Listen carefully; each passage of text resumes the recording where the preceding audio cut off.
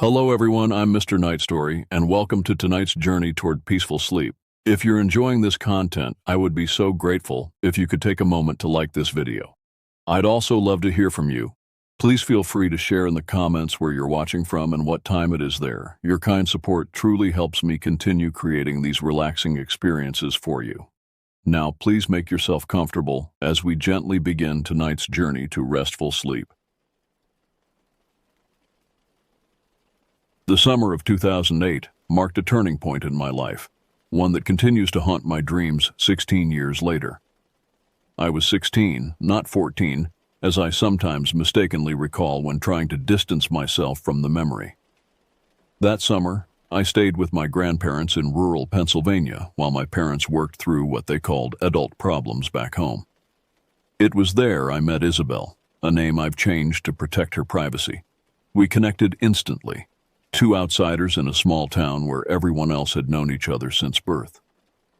My grandfather, a stoic man with hands hardened by decades of manual labor, had lived in that area his entire life. His weathered face told stories before his mouth ever opened. One particularly humid evening, as fireflies danced outside and the distant rumble of thunder promised a storm that wouldn't deliver, Isabel and I asked him about local legends. "You looking for trouble?" he asked, eyes narrowing beneath bushy eyebrows. When we insisted we were just curious, he reluctantly spoke of an abandoned property about a kilometer south of their home. "Property belonged to a man named Garrett Shaw," he said, his voice dropping to nearly a whisper despite us being alone in the house. "Came here from Ohio sometime around 1908. Built himself a fine house and a separate cabin where he'd disappear for days. Locals said he conducted experiments." Grandfather leaned forward, the wooden chair creaking beneath him. One winter, folks noticed no smoke coming from his chimney for weeks. When they finally checked, everything was intact. Food on the table, coat on the hook, but Shaw was gone, never found a trace of him. He warned us to stay away, saying the property had a history of bad luck for trespassers. My grandmother, overhearing from the kitchen, added her disapproval with a stern look that would normally have ended any foolish plans. But we were teenagers, convinced of our invincibility and skeptical of rural superstitions. To us, it sounded like the perfect adventure. That night, after my grandparents had gone to bed, Isabel and I whispered our plans through the open window between my grandfather's shed, where I slept, and the guest room where she stayed. The full moon cast long shadows across the yard, creating twisted shapes that seemed to reach toward us. "We should bring protection," Isabel suggested, her face half illuminated by moonlight.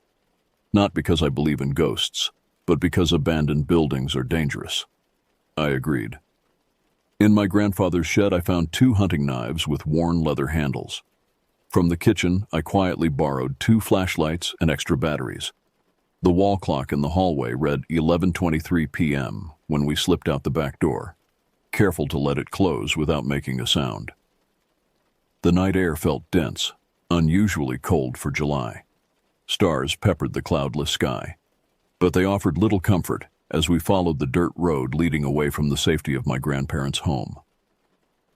Isabel walked close beside me, our shoulders occasionally brushing. Despite our brave talk, I could feel her tension. "Do you actually know where we're going?" she whispered, after we'd been walking for 15 minutes. "South," I replied with more confidence than I felt. Grandfather said it was about a kilometer south. We had no map, no GPS. Smartphones weren't yet ubiquitous, especially not in this reception-dead zone. All we had was a vague direction and the arrogance of youth. As the dirt road gave way to an overgrown path, I clicked on my flashlight, the beam cutting weakly through the darkness ahead. The forest seemed to close in around us, the spaces between trees narrowing. Several times I thought I heard footsteps behind us, only to turn and find nothing but shadows. Isabel must have felt it too, the sensation of being watched, because she moved even closer, her fingers gripping my arm. "Maybe this wasn't such a good idea," she murmured, but neither of us suggested turning back. After what felt like hours but was likely only 40 minutes, we spotted it, a dark silhouette rising from the forest floor. The house stood 2 stories tall, its Victorian architecture a stark contrast to the simple rural buildings we were accustomed to seeing. Windows like empty eye sockets stared back at us, and the wraparound porch sagged in the middle as if exhausted from decades of abandonment. We stood at the edge of the clearing, suddenly hesitant. The house seemed to be waiting for us, patient after all these years. "We came all this way," I said, though it sounded like I was trying to convince myself. Isabel nodded and we approached, stepping carefully over the threshold of the property. Immediately, the temperature seemed to drop several degrees. I told myself it was just the natural coolness of a clearing at night, but the suddenness of the change left me unsettled. The front door hung partially open, swollen wood preventing it from closing properly. It groaned in protest as I pushed it wider, revealing a foyer with peeling wallpaper and a thick layer of dust covering everything except, and this detail still disturbs me, a set of footprints that led from the door to the staircase and back. "Someone's been here recently," Isabel whispered, pointing her flashlight at the tracks. "Probably other teenagers," I replied, though the footprints looked too large, too deliberate to belong to thrill-seeking kids. We moved through the first floor, our flashlights revealing a home frozen in time. In the parlor, furniture remained arranged as if awaiting guests. A moth-eaten sofa, 2 armchairs facing each other across a low table. On the walls hung paintings of landscapes I didn't recognize, the colors darkened with age. One painting particularly caught my attention. A forest scene at twilight, with a small, indistinct figure standing among the trees, facing away from the viewer. The kitchen still contained dishes in the cabinets, some broken, others remarkably intact. A cast-iron pot sat on the cold stove, empty but clean, as if waiting to be used again. Most disturbing was the dining room, where places were set for dinner. 3 settings, though Garrett Shaw reportedly lived alone. The table was bare, except for those place settings, and a single book lying open in the center, its pages yellow with age. I approached cautiously and directed my flashlight at the text. The book contained diagrams and dense text in what appeared to be Latin. Isabel, who had taken a year of Latin in school, tried to translate. Something about doors, passages. She shook her head. "My Latin isn't good enough." Throughout the house, in nearly every room, we found dolls. Not children's toys, but crude, handmade figures fashioned from twigs, cloth, and what looked disturbingly like human hair. They sat on windowsills, bookshelves, and furniture, their button eyes reflecting our flashlight beams. "Who makes dolls like this?" Isabel whispered, refusing to touch them. The second floor contained bedrooms, 3 of them, again at odds with the story of a man living alone. The master bedroom appeared undisturbed, bed neatly made, clothes still hanging in the wardrobe. The other 2 rooms were empty except for bare mattresses and more of those unsettling dolls. In what must have been Shaw's study, we found bookshelves lined with texts on obscure subjects, ancient rituals, forgotten languages, and what appeared to be personal journals. I opened one, dated 1912, and read a passage. "The barrier thins near the cabin. I can hear them now, even from the house. They speak to me through the walls between worlds, not much longer now." I closed the journal, suddenly eager to leave the house. The walls seemed to press inward, the air thick and stale, making it difficult to breathe. "Let's check the cabin," I suggested, not because I wanted to, but because it felt like the next logical step in our ill-conceived adventure. The cabin stood approximately 50 yards from the main house, a simple wooden structure with a single window visible from our position. Unlike the house, which merely looked abandoned, the cabin projected an aura of wrongness that's difficult to articulate. The surrounding vegetation had grown wild everywhere, except in a perfect circle around the cabin, as if nature itself refused to approach. As we made our way across the clearing, my flashlight began to flicker despite the fresh batteries. Isabel's did the same, the beams weakening with each step toward the cabin. "I don't like this," she said, stopping about halfway there. I was about to agree when I heard it, a voice, barely audible, coming from somewhere to our right. "Over here." The words weren't shouted but somehow cut through the night air with perfect clarity. I stopped immediately, swinging my flashlight toward the source. Did you hear that? I asked Isabel, who looked at me with confusion. Hear what? I directed my failing flashlight toward a small mound of what appeared to be cement about 10 feet off our path. Something about it demanded my attention. Despite Isabel calling my name, I felt compelled to investigate. The mound was roughly oval-shaped, about 3 feet long and 2 feet wide, with a smooth surface unlike the crude cement work I'd expect in an abandoned property. As I drew closer, I noticed faint markings etched into its surface, symbols similar to those in the book we'd seen in the house. I reached out, fingers hovering inches above the strange object. A terrible coldness radiated from it, not physical cold, but something that seemed to reach past my skin and into my very thoughts. Don't touch it, Isabel called, but her voice sounded distant, muffled, as if coming from underwater. My hand descended anyway, drawn by an irresistible urge. The moment my fingertips contacted the surface, the world around me vanished. Consciousness returned slowly, like struggling through layers of thick mud. I became aware of damp earth beneath me, the smell of rotting leaves, and complete darkness. My flashlight lay several feet away, its beam reduced to a faint glow that illuminated nothing. I sat up, head pounding with a migraine-like intensity. How long had I been unconscious? Minutes? Hours? The night sky offered no clues, clouds now obscuring the moon and stars. Isabel, I called, voice cracking. No response. Panic surged through me as I scrambled to my feet, retrieving my nearly useless flashlight. I swept the dim beam around, desperately searching for her. About 20 feet away near the cabin's entrance, I spotted a shape on the ground. I ran, stumbling over unseen obstacles, until I reached her. Isabel lay face down in the dirt, unmoving. When I gently turned her over, her skin felt ice cold despite the summer night. Isabel, wake up! I shook her shoulders, fear tightening my throat. Her eyes snapped open, unfocused and dilated. For a moment she stared through me rather than at me. Then a scream tore from her throat, raw, primal, filled with terror. Leave us alone, she shrieked, pushing away from me with surprising strength. I fell backward, confused and frightened. It's me. What's wrong? Her breathing came in rapid gasps as she pressed herself against the cabin wall.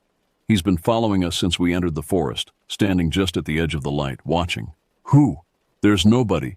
You didn't see him? Her voice dropped to a whisper. Tall. So tall. No face. I looked around us, seeing nothing but shadows. There's no one here, Isabel. You must have had a nightmare. But even as I said it, I felt that same sensation from earlier, of being observed by unseen eyes. The darkness between the trees seemed denser, more purposeful. Isabel's condition alarmed me. Her face had a gray pallor, and a thin trickle of blood ran from her nose. When she tried to stand, her legs buckled beneath her. We need to leave. Now. I helped her up, supporting most of her weight as we turned away from the cabin. As we began our retreat, I made the mistake of looking back. Just for an instant, in the weak beam of my flashlight, I thought I saw a figure standing in the cabin doorway, impossibly tall and thin, motionless. I blinked, and it was gone. God help us, I whispered, no longer concerned with appearing brave. The journey back through the forest became a nightmare of disorientation and fear. Without clear landmarks, and with our flashlights failing, we repeatedly found ourselves walking in circles. Trees that should have been familiar looked alien. Paths that should have led us home looped back toward the property we were trying to escape. Isabel's condition deteriorated with each passing minute. Her skin remained cold to the touch, her breathing shallow. She kept looking over her shoulder, flinching at sounds I couldn't hear. Once, she stopped suddenly, staring into the darkness behind us. He's still following, she murmured. He wants us to go back. I tightened my grip on her arm and pressed forward, choosing directions based on instinct rather than knowledge. Every shadow concealed potential threats. Every snapping twig signaled pursuit. The forest, which had seemed merely unwelcoming before, now felt actively hostile. After what seemed like hours of panicked wandering, we stumbled upon the dirt road. Relief flooded through me at this sign of civilization, however modest. Isabel had become too weak to walk on her own, so I hoisted her onto my back, her arms draped limply over my shoulders. The road led us back toward my grandparents' house, each step a small victory against the darkness behind us.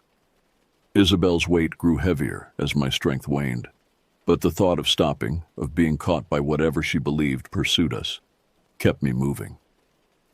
When we finally reached the edge of my grandparents' property, I checked my watch, expecting to see that hours had passed. The digital display read 11:39 p.m. We had left at 11:38 p.m. 1 minute had elapsed during what felt like hours of exploration and terror. I stood frozen, trying to process this impossibility.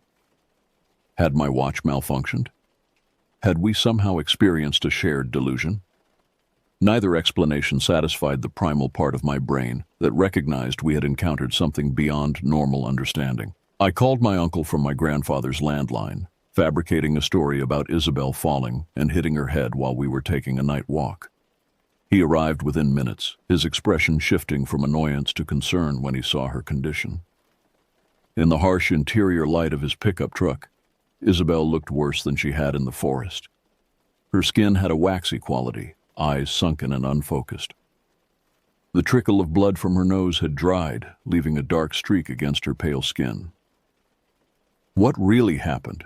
my uncle demanded as we sped toward the county hospital 20 miles away. I hesitated, then told him everything.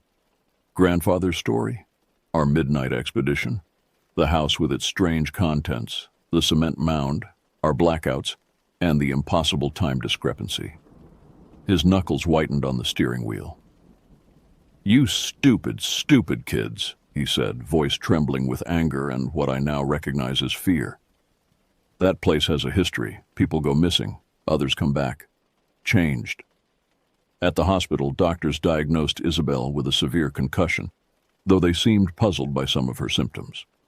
While they examined her, my uncle pulled me aside in the sterile hallway.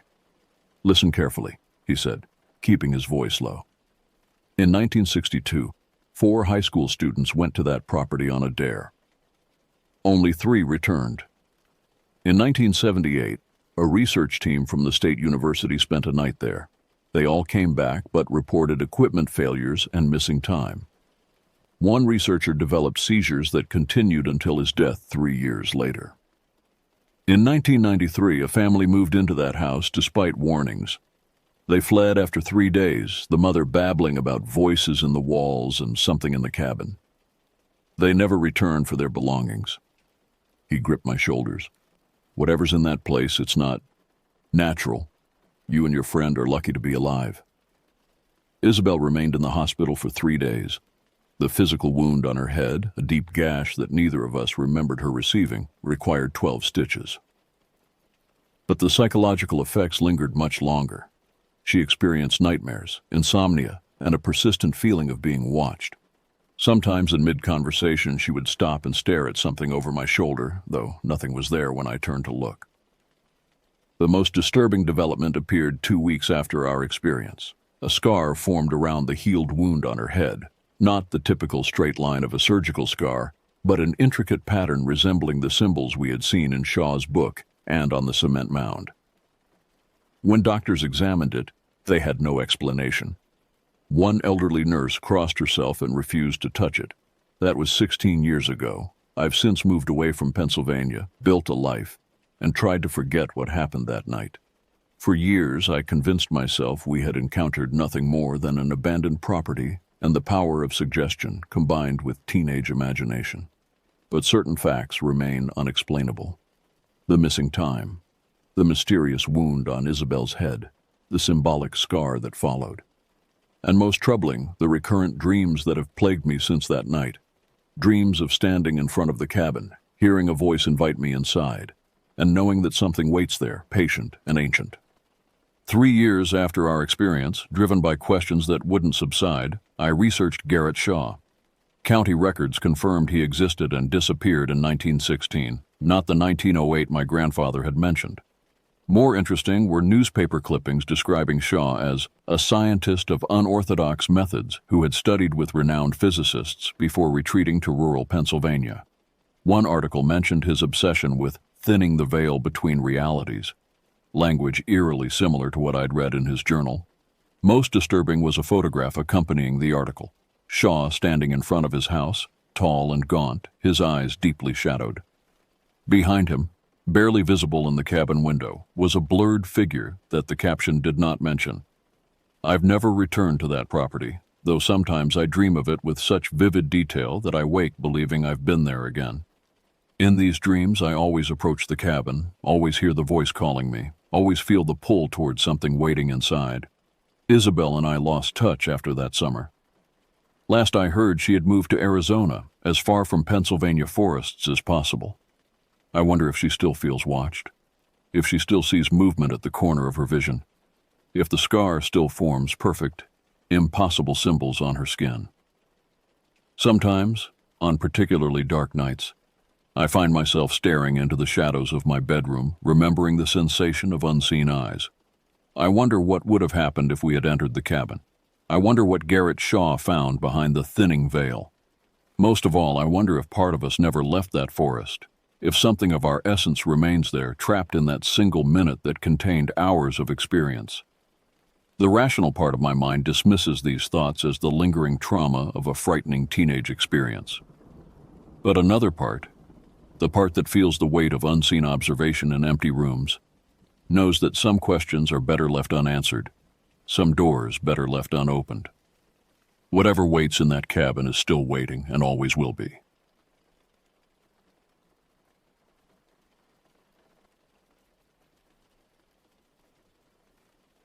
This happened back in September of 2003. I was 16 years old and just starting my junior year when my father announced we'd be taking a family fishing trip to northern Quebec. Dad worked in the textile import business and had developed a friendship with a supplier in Montreal named Bernard Rousseau. They'd been corresponding for months about this expedition, planning to strengthen their business relationship over a shared love of fishing in the remote wilderness. Bernard was bringing his 17-year-old son, so Dad decided to bring me and my older sister Camille. We were 18 months apart and had always been inseparable. Our parents often called us the dynamic duo, because of our tendency to find trouble wherever we went. Mom thought the wilderness would be the perfect place to keep us out of mischief. The drive from our home in White Plains took 2 full days. We stayed overnight in a roadside motel just outside Montreal, where Dad reviewed maps with an intensity that made me nervous. These weren't ordinary road maps. They were topographical surveys covered in elevation lines and symbols I didn't recognize. The area we were heading to had more white space than marked features. "How far north are we going exactly?" Camille asked, peering over Dad's shoulder at the maze of blue lines representing waterways. "Far enough that cell phones won't work," Dad replied with a grin that didn't reach his eyes. "That's the whole point. Complete disconnection from civilization." The next morning, we met Bernard at a Tim Hortons near the highway. He was a thick-set man with calloused hands and eyes that seemed permanently squinted from years of reading in poor light. His son, Pascal, appeared to be the stereotypical awkward teenager, all elbows and acne, with thick glasses that he constantly adjusted. He barely made eye contact when we were introduced. As we drove north in convoy, the landscape began to change dramatically. The suburban sprawl of Montreal gave way to farmland, then smaller towns, then forests that seemed to stretch endlessly in every direction. The highways became smaller roads, then gravel tracks that wound through terrain that looked increasingly untouched by human development. We stopped for lunch at a small diner where the waitress spoke rapid French and looked at us with barely concealed suspicion.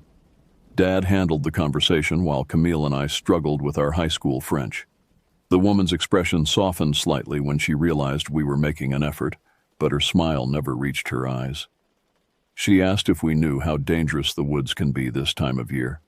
Dad translated after she walked away. "Apparently, there have been some incidents with wildlife lately." "What kind of incidents?" I asked, but Dad just shrugged and returned to his coffee. After lunch, we left the main road entirely. The track we followed was barely wide enough for 2 vehicles, carved through dense forest that pressed in on both sides. Occasionally, we'd pass massive logging trucks loaded with tree trunks so large they defied comprehension. The drivers never waved or acknowledged our presence. They just thundered past, leaving clouds of dust and diesel fumes in their wake. "Look at the size of those trees," Camille whispered, pressing her face to the window. Some of them must be hundreds of years old. She was right. The forest we were passing through felt ancient, primordial.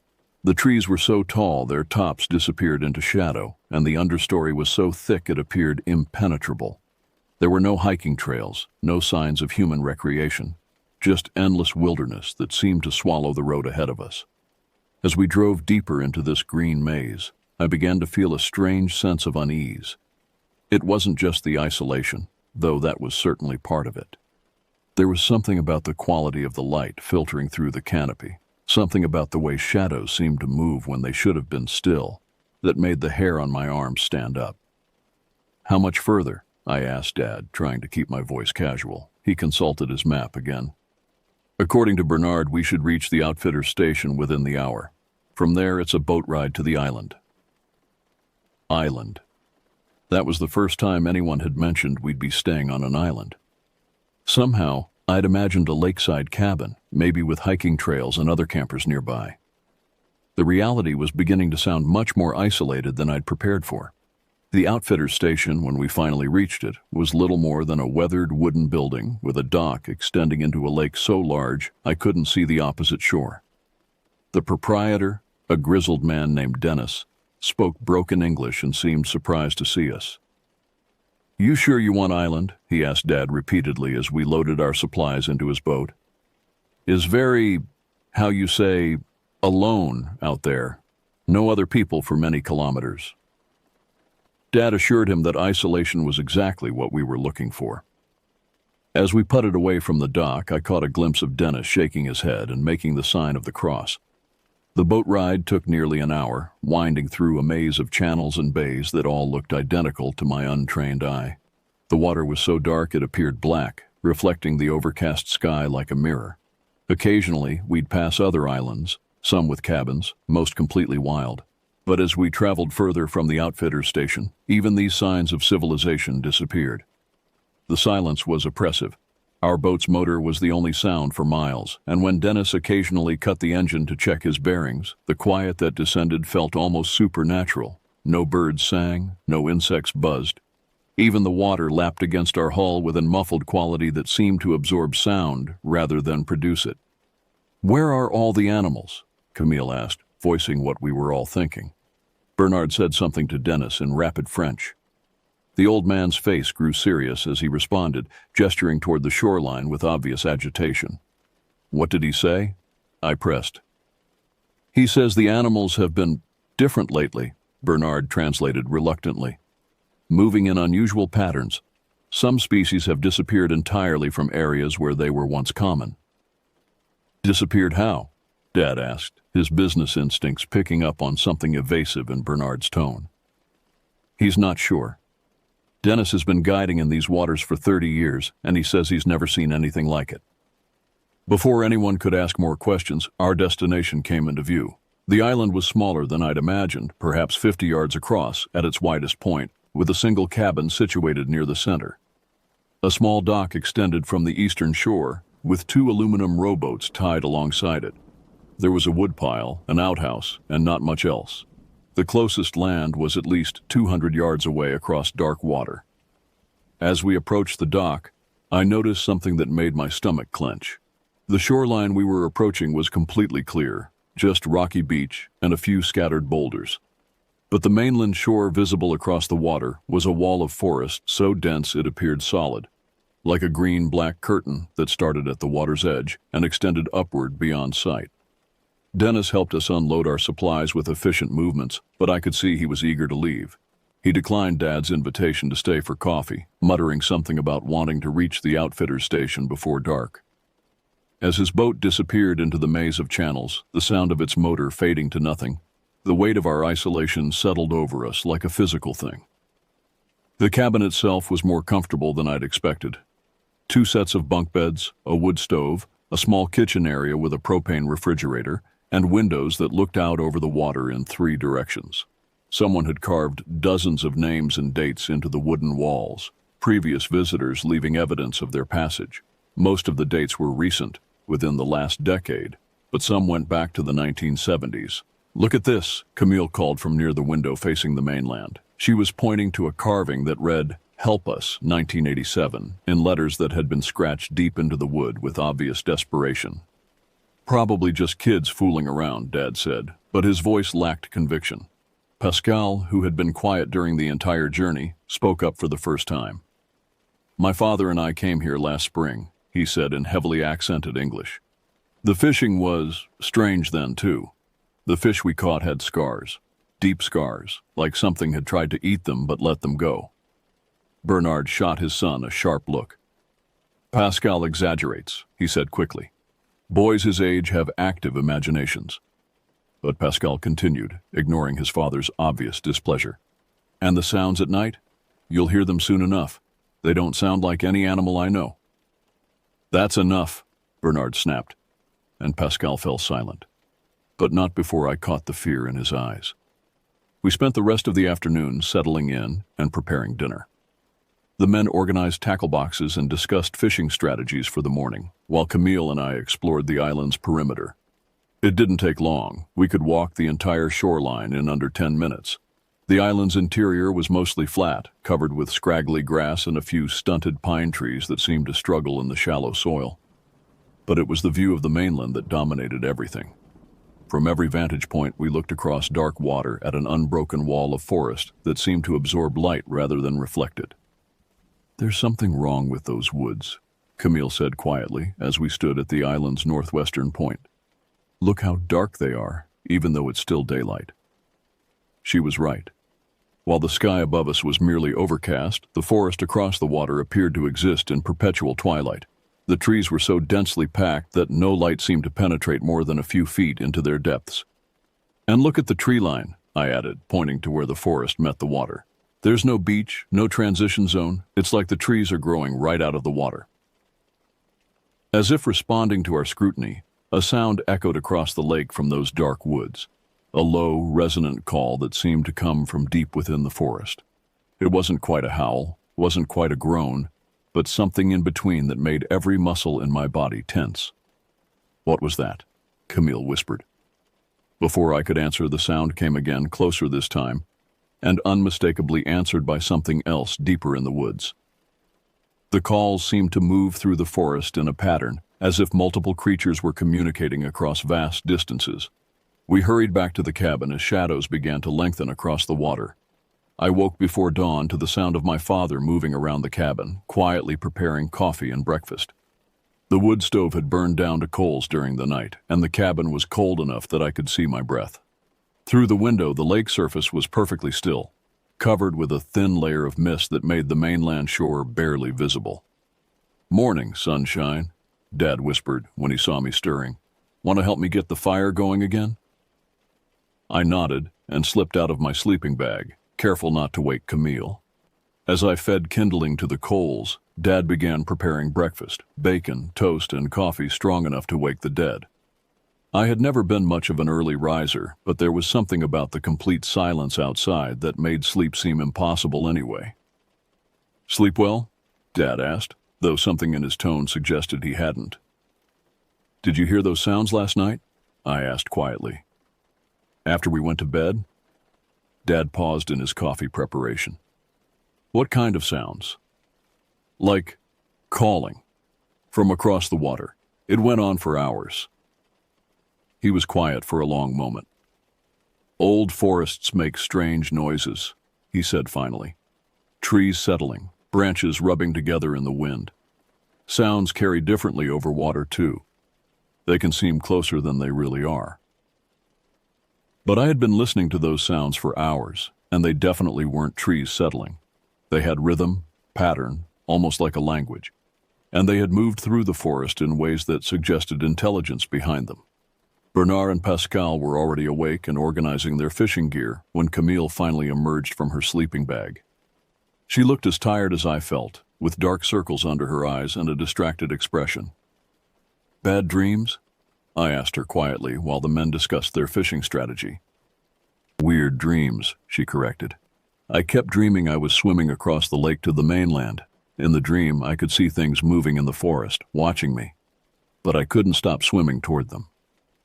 A chill ran through me that had nothing to do with the cold morning air.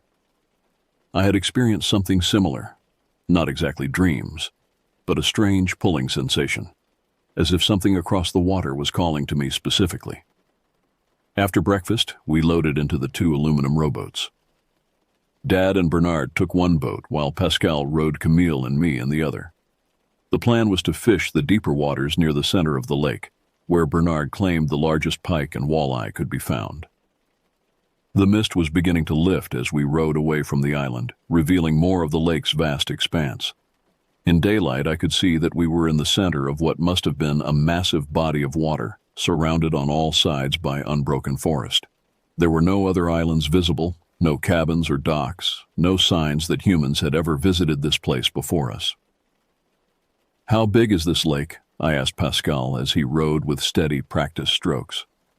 "No one knows exactly," he replied. "The maps show it connected to other lakes, but the connections are through swamps and channels that change with the water level. Some say it's part of a system that stretches for hundreds of kilometers." As we rowed further from the island, I began to notice something disturbing about the water itself. While the surface appeared normal, occasionally I could see dark shapes moving beneath us, shadows that seemed too large and moved too purposefully to be fish. When I pointed this out to Pascal, he nodded grimly. "The water is very deep here," he said. "Denis told my father it's over 100 meters in some places. No one has ever mapped the bottom." We reached our fishing spot and dropped anchor near a submerged rock formation that Bernard claimed was a favorite feeding area for large fish. The men immediately began setting up their elaborate fishing rigs, while Camille and I watched with mild interest. I had never been particularly enthusiastic about fishing, and this trip was proving no exception. The waiting was boring, the boat was uncomfortable, and there was something about being suspended over such deep, dark water that made me profoundly uneasy. Every few minutes I found myself scanning the mainland shore, looking for... what? I wasn't sure. "There," Camille said suddenly, pointing toward the eastern shore. "Did you see that?" I followed her gaze, but saw only the wall of forest that surrounded the lake. "See what?" "Something moved, something big, just inside the tree line." Pascal looked up from his fishing rod with obvious alarm. "Where?" "Right there, near that dead tree that's leaning over the water. It was tall, maybe 7 or 8 feet, and it was watching us." We all stared at the spot she indicated, but the forest remained still. Yet I couldn't shake the feeling that she was right, that something was indeed watching us from the dark spaces between the trees. "Probably just a moose," Dad called from the other boat, though he was scanning the shoreline as intently as the rest of us. "Do moose stand upright on their hind legs?" Camille asked, and the question hung in the air unanswered. The fishing, when we finally focused on it, was unlike anything I had experienced before. The fish we caught were large and aggressive, but they also bore strange markings, scars, and discolorations that Pascal had mentioned the day before. My first catch was a northern pike, nearly 3 feet long, but across its flanks were 3 parallel gouges that looked like claw marks from something much larger than any fish. "What could have done this?" I asked, holding up the scarred pike. Bernard examined the fish with a troubled expression. "Bears sometimes fish these waters," he said, but his voice lacked conviction. "Or maybe large birds of prey. But the markings were too precise, too deep, and too numerous to be from random predator encounters. Nearly every fish we caught showed similar damage, some old and healed, others fresh enough that they were still bleeding. By midday, we had caught enough fish for several meals, but the strange condition of our catch had cast a shadow over what should have been a successful morning. As we rowed back toward the island for lunch, I found myself constantly looking over my shoulder at the mainland shore, unable to shake the feeling that we were being observed. "I don't want to come out again this afternoon," I announced as we tied up at the dock. Dad looked surprised. "You caught the biggest fish of the morning. I thought you were starting to enjoy it." "It's not the fishing," I said, struggling to articulate my growing unease. "It's everything else. Something feels wrong out here." Camille nodded in agreement. "I want to stay on the island too. We can keep the fire going and start preparing dinner." Dad seemed disappointed, but didn't argue. Perhaps he had noticed our growing tension and decided not to force the issue. After lunch, The men and Pascal rowed out for an afternoon of fishing, leaving Camille and me alone on the island for the first time. That's when things began to get truly frightening. The afternoon sun should have made everything feel safer, more normal. Instead, as I watched the two boats disappear into the maze of bays and channels, the isolation pressed down on me like a weight. The island, which had seemed merely small before, now felt absurdly vulnerable. A tiny dot of land surrounded by vast expanses of dark water and hostile wilderness. Camille and I busied ourselves around the cabin, organizing supplies and feeding the wood stove, but our conversation kept trailing off into uncomfortable silences. Every few minutes, one of us would glance toward the mainland shore as if expecting to see something that shouldn't be there. "I keep thinking about Pascal's story," Camille said, as she arranged canned goods in the small pantry. "About the sounds at night. Do you think he was trying to scare us?" "Did he seem like the type to make up stories?" I asked. "He barely said 10 words the whole trip until yesterday." She considered this. "No, he seemed genuinely frightened, and his father was obviously angry that he brought it up. Why would Bernard want to hide something like that? Maybe because he needs Dad's business. If there's really something dangerous up here, and Dad found out about it." She didn't finish the thought, but she didn't need to.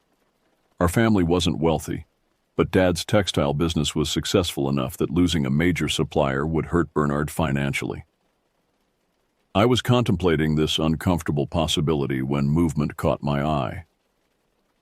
I was standing near the window that faced east toward the mainland, and for just a moment, I thought I saw something large shift among the trees near the water's edge. "Camille," I called quietly, "come look at this." She joined me at the window, and we both stared intently at the spot where I thought I'd seen movement. The forest appeared still, but there was something about the shadows between the trees that seemed different, deeper somehow, as if they were concealing something substantial. "I don't see anything," Camille said, but her voice was tense. "Just keep watching that area, near the fallen log that's half in the water." We stood there for several minutes, scanning the tree line with growing unease. The forest was so dense that even in broad daylight, it was impossible to see more than a few feet into its depths. Anything could be hiding in there, watching us, and we would never know. Then it moved. At first, it was just a shift in the pattern of shadows, so subtle I almost convinced myself I'd imagined it. But then it moved again, and this time there was no mistaking it for a trick of light. Something tall and dark was standing among the trees, partially concealed but definitely present. "There," I whispered, pointing. "Do you see it now?" Camille's intake of breath told me she did. "Oh God," she whispered. "What is that?" The figure, for lack of a better word, was roughly humanoid in shape but wrong in proportions. It stood at least 7 feet tall, with elongated limbs and what appeared to be an oversized head.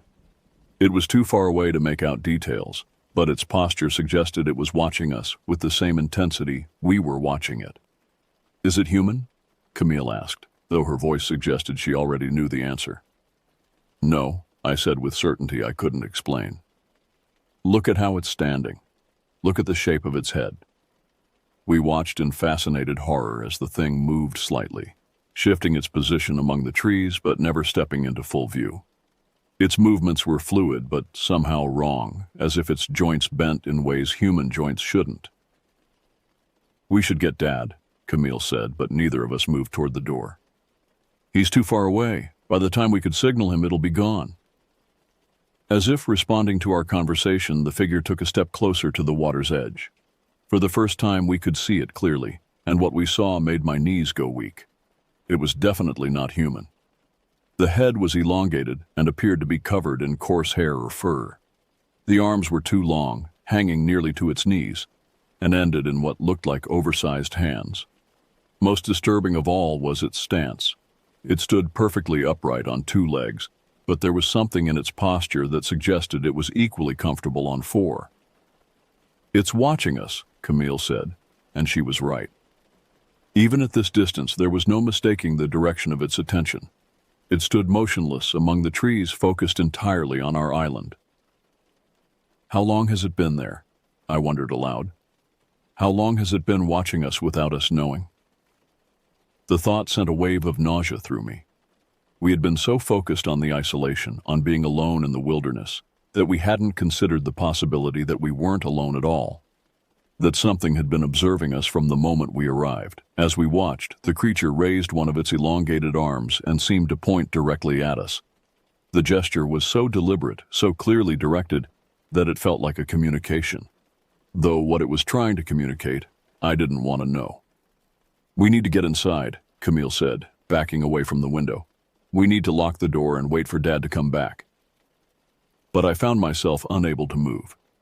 Despite my terror, I was transfixed by the thing across the water. There was something almost hypnotic about its presence, something that made me want to understand what it was, what it wanted. "Look," I said, pointing to the water between us and the creature.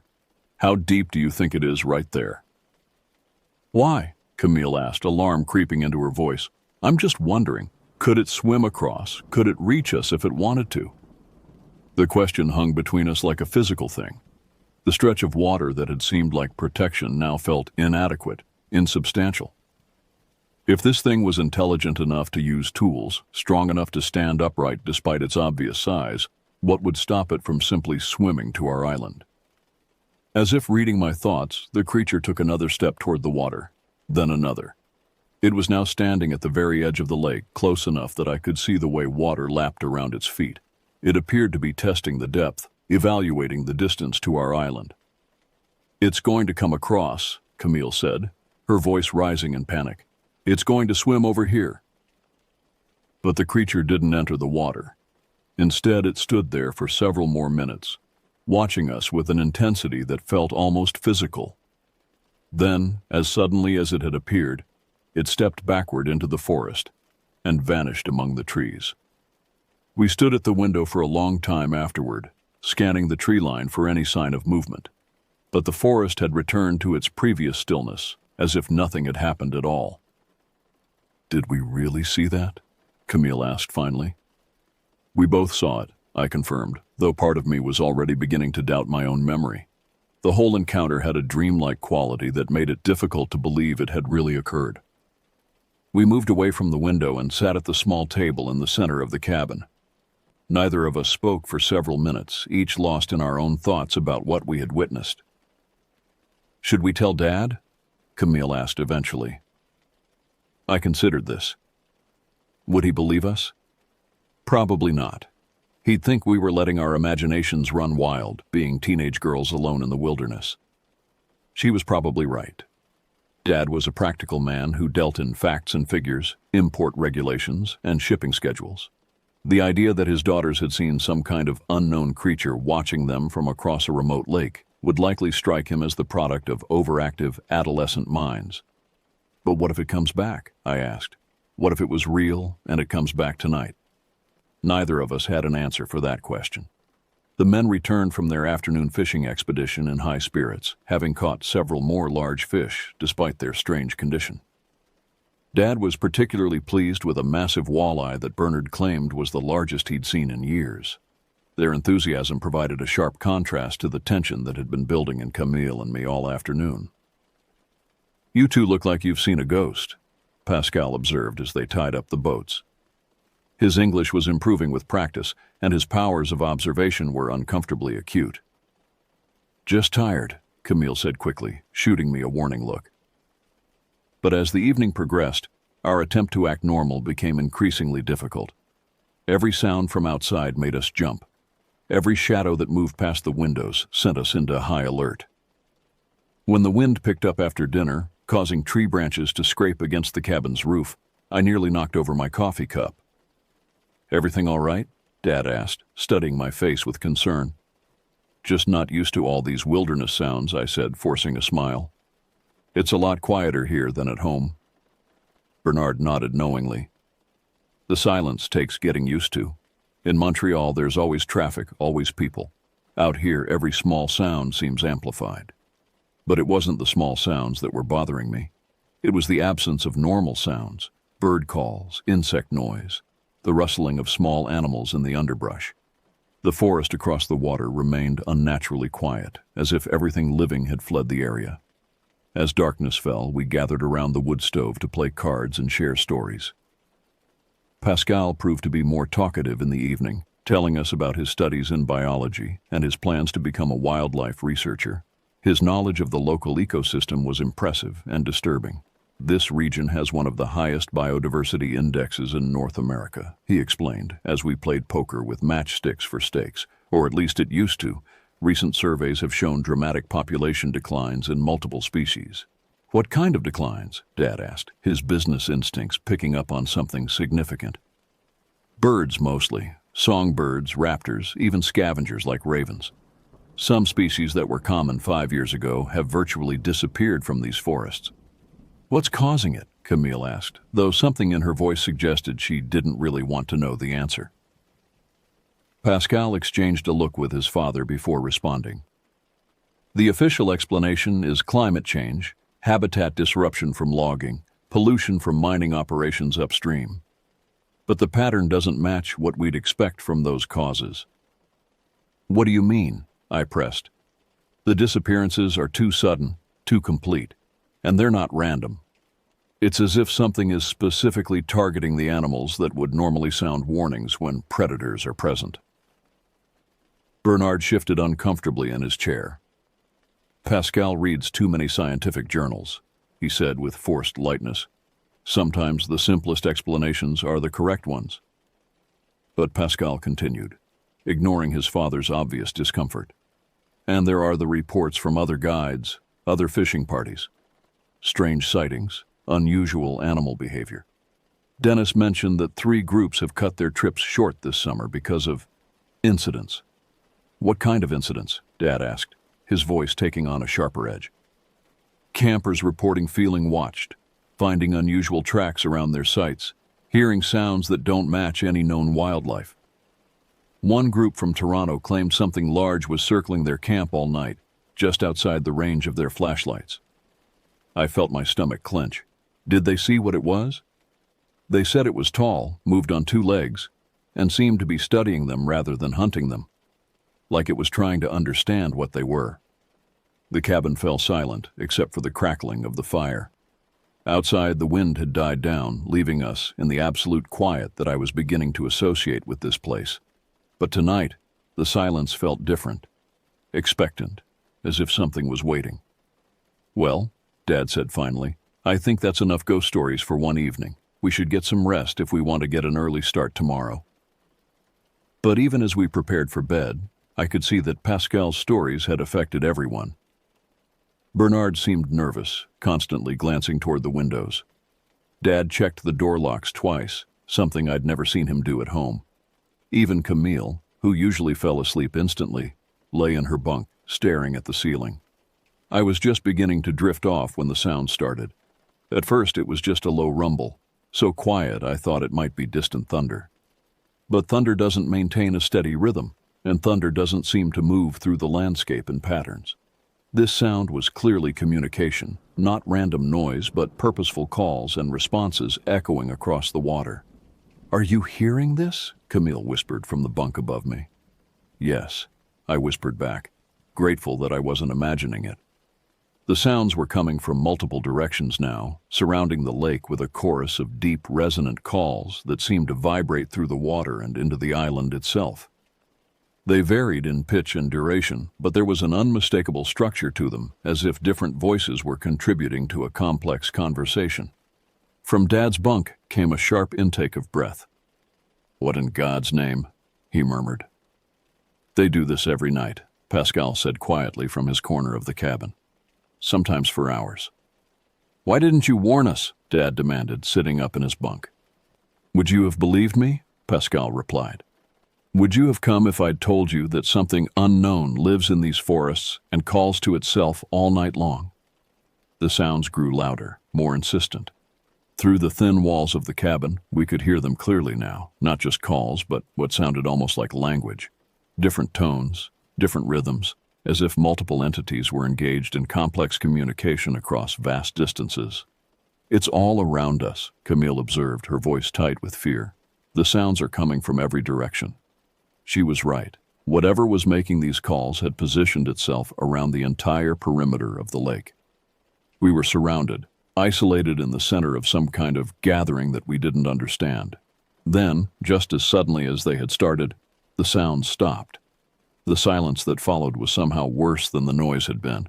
It felt heavy, pregnant with menace, as if something had been decided and we were about to discover what it was. "Stay in your bunks," Dad ordered quietly. "Don't go near the windows." But even as he spoke, we could hear something new, the sound of water lapping against our dock, but with a rhythm that suggested movement rather than waves.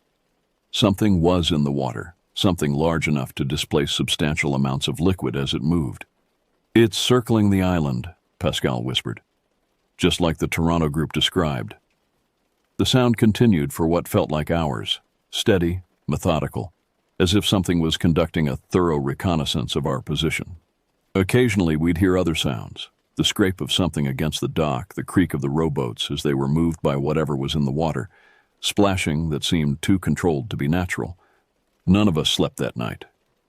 We lay in our bunks, listening to the sounds of something unknown examining our refuge, testing our defenses, learning everything it needed to know about us.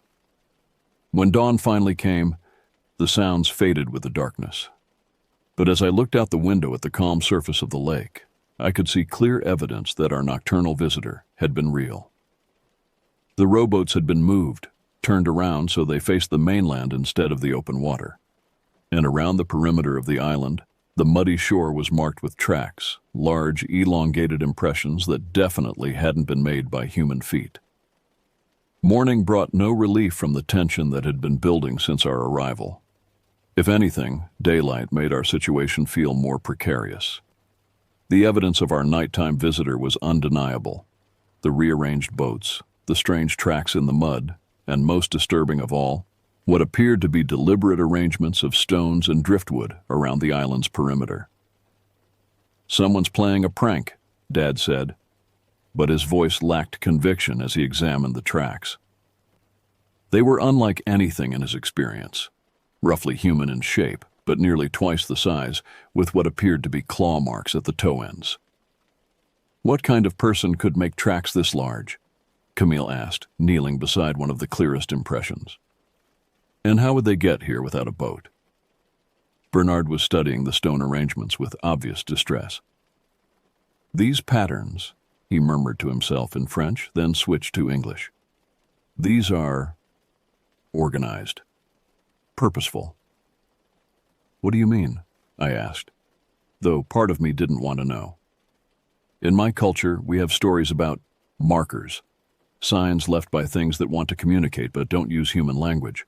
These stones, they're arranged in specific ways." "What are they trying to communicate?" Dad asked, his practical mind still looking for rational explanations. Bernard hesitated. "Territory, ownership, warning." Pascal, who had been quiet during this discussion, suddenly spoke up. "We should leave. Today. Now." "Don't be ridiculous," Dad said. "We're paid for 3 days, and we've only been here 2. Besides, there's a logical explanation for all of this." "What logical explanation?" I challenged. "What person or animal could do all this without us hearing them land on the island? And why would they rearrange our boats to face the mainland?" Dad didn't have an answer for that. Despite the mounting evidence that something was very wrong, the men decided to continue with their planned fishing expedition. I think Dad was determined not to let his business relationship with Bernard be damaged by what he still insisted on treating as unexplained but ultimately harmless phenomena. Camille and I refused to leave the island again. The idea of being on the open water, exposed and vulnerable, was too terrifying to contemplate. We would stay at the cabin, keep the fire going, and try to make sense of what was happening to us. "Don't go far from shore," I begged Dad as they prepared to launch the boats. "Stay where we can see you." He promised they would, but as we watched them row away, they quickly disappeared into the maze of channels and bays that made up the lake system.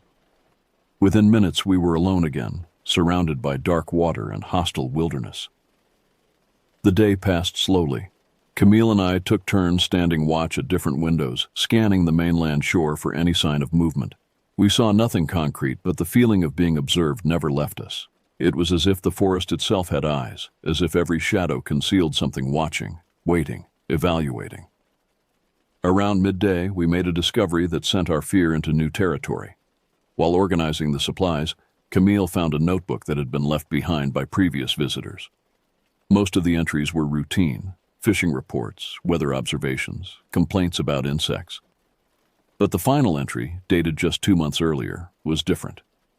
Day 3, something wrong here. Jim saw it first, near the big pine on North Shore. Tall, wrong shape, watching us. Tracks around camp this morning. Sarah wants to leave, but boat won't start. Engine turns over, but won't catch. It's like something doesn't want us to go. Getting dark again. Can hear them calling to each other. More than one now. God help us if they decide to swim across. The entry ended there, with no indication of how the situation resolved. Do you think they made it out? Camille asked, her voice barely above a whisper. The notebook's still here, I pointed out. Either they left in a hurry or... I didn't finish the thought. Neither of us wanted to consider the alternatives. As the afternoon wore on, our nervousness increased. The men had been gone for hours, much longer than planned. From our vantage point on the island, we could see portions of the lake, but not the areas where they typically fished.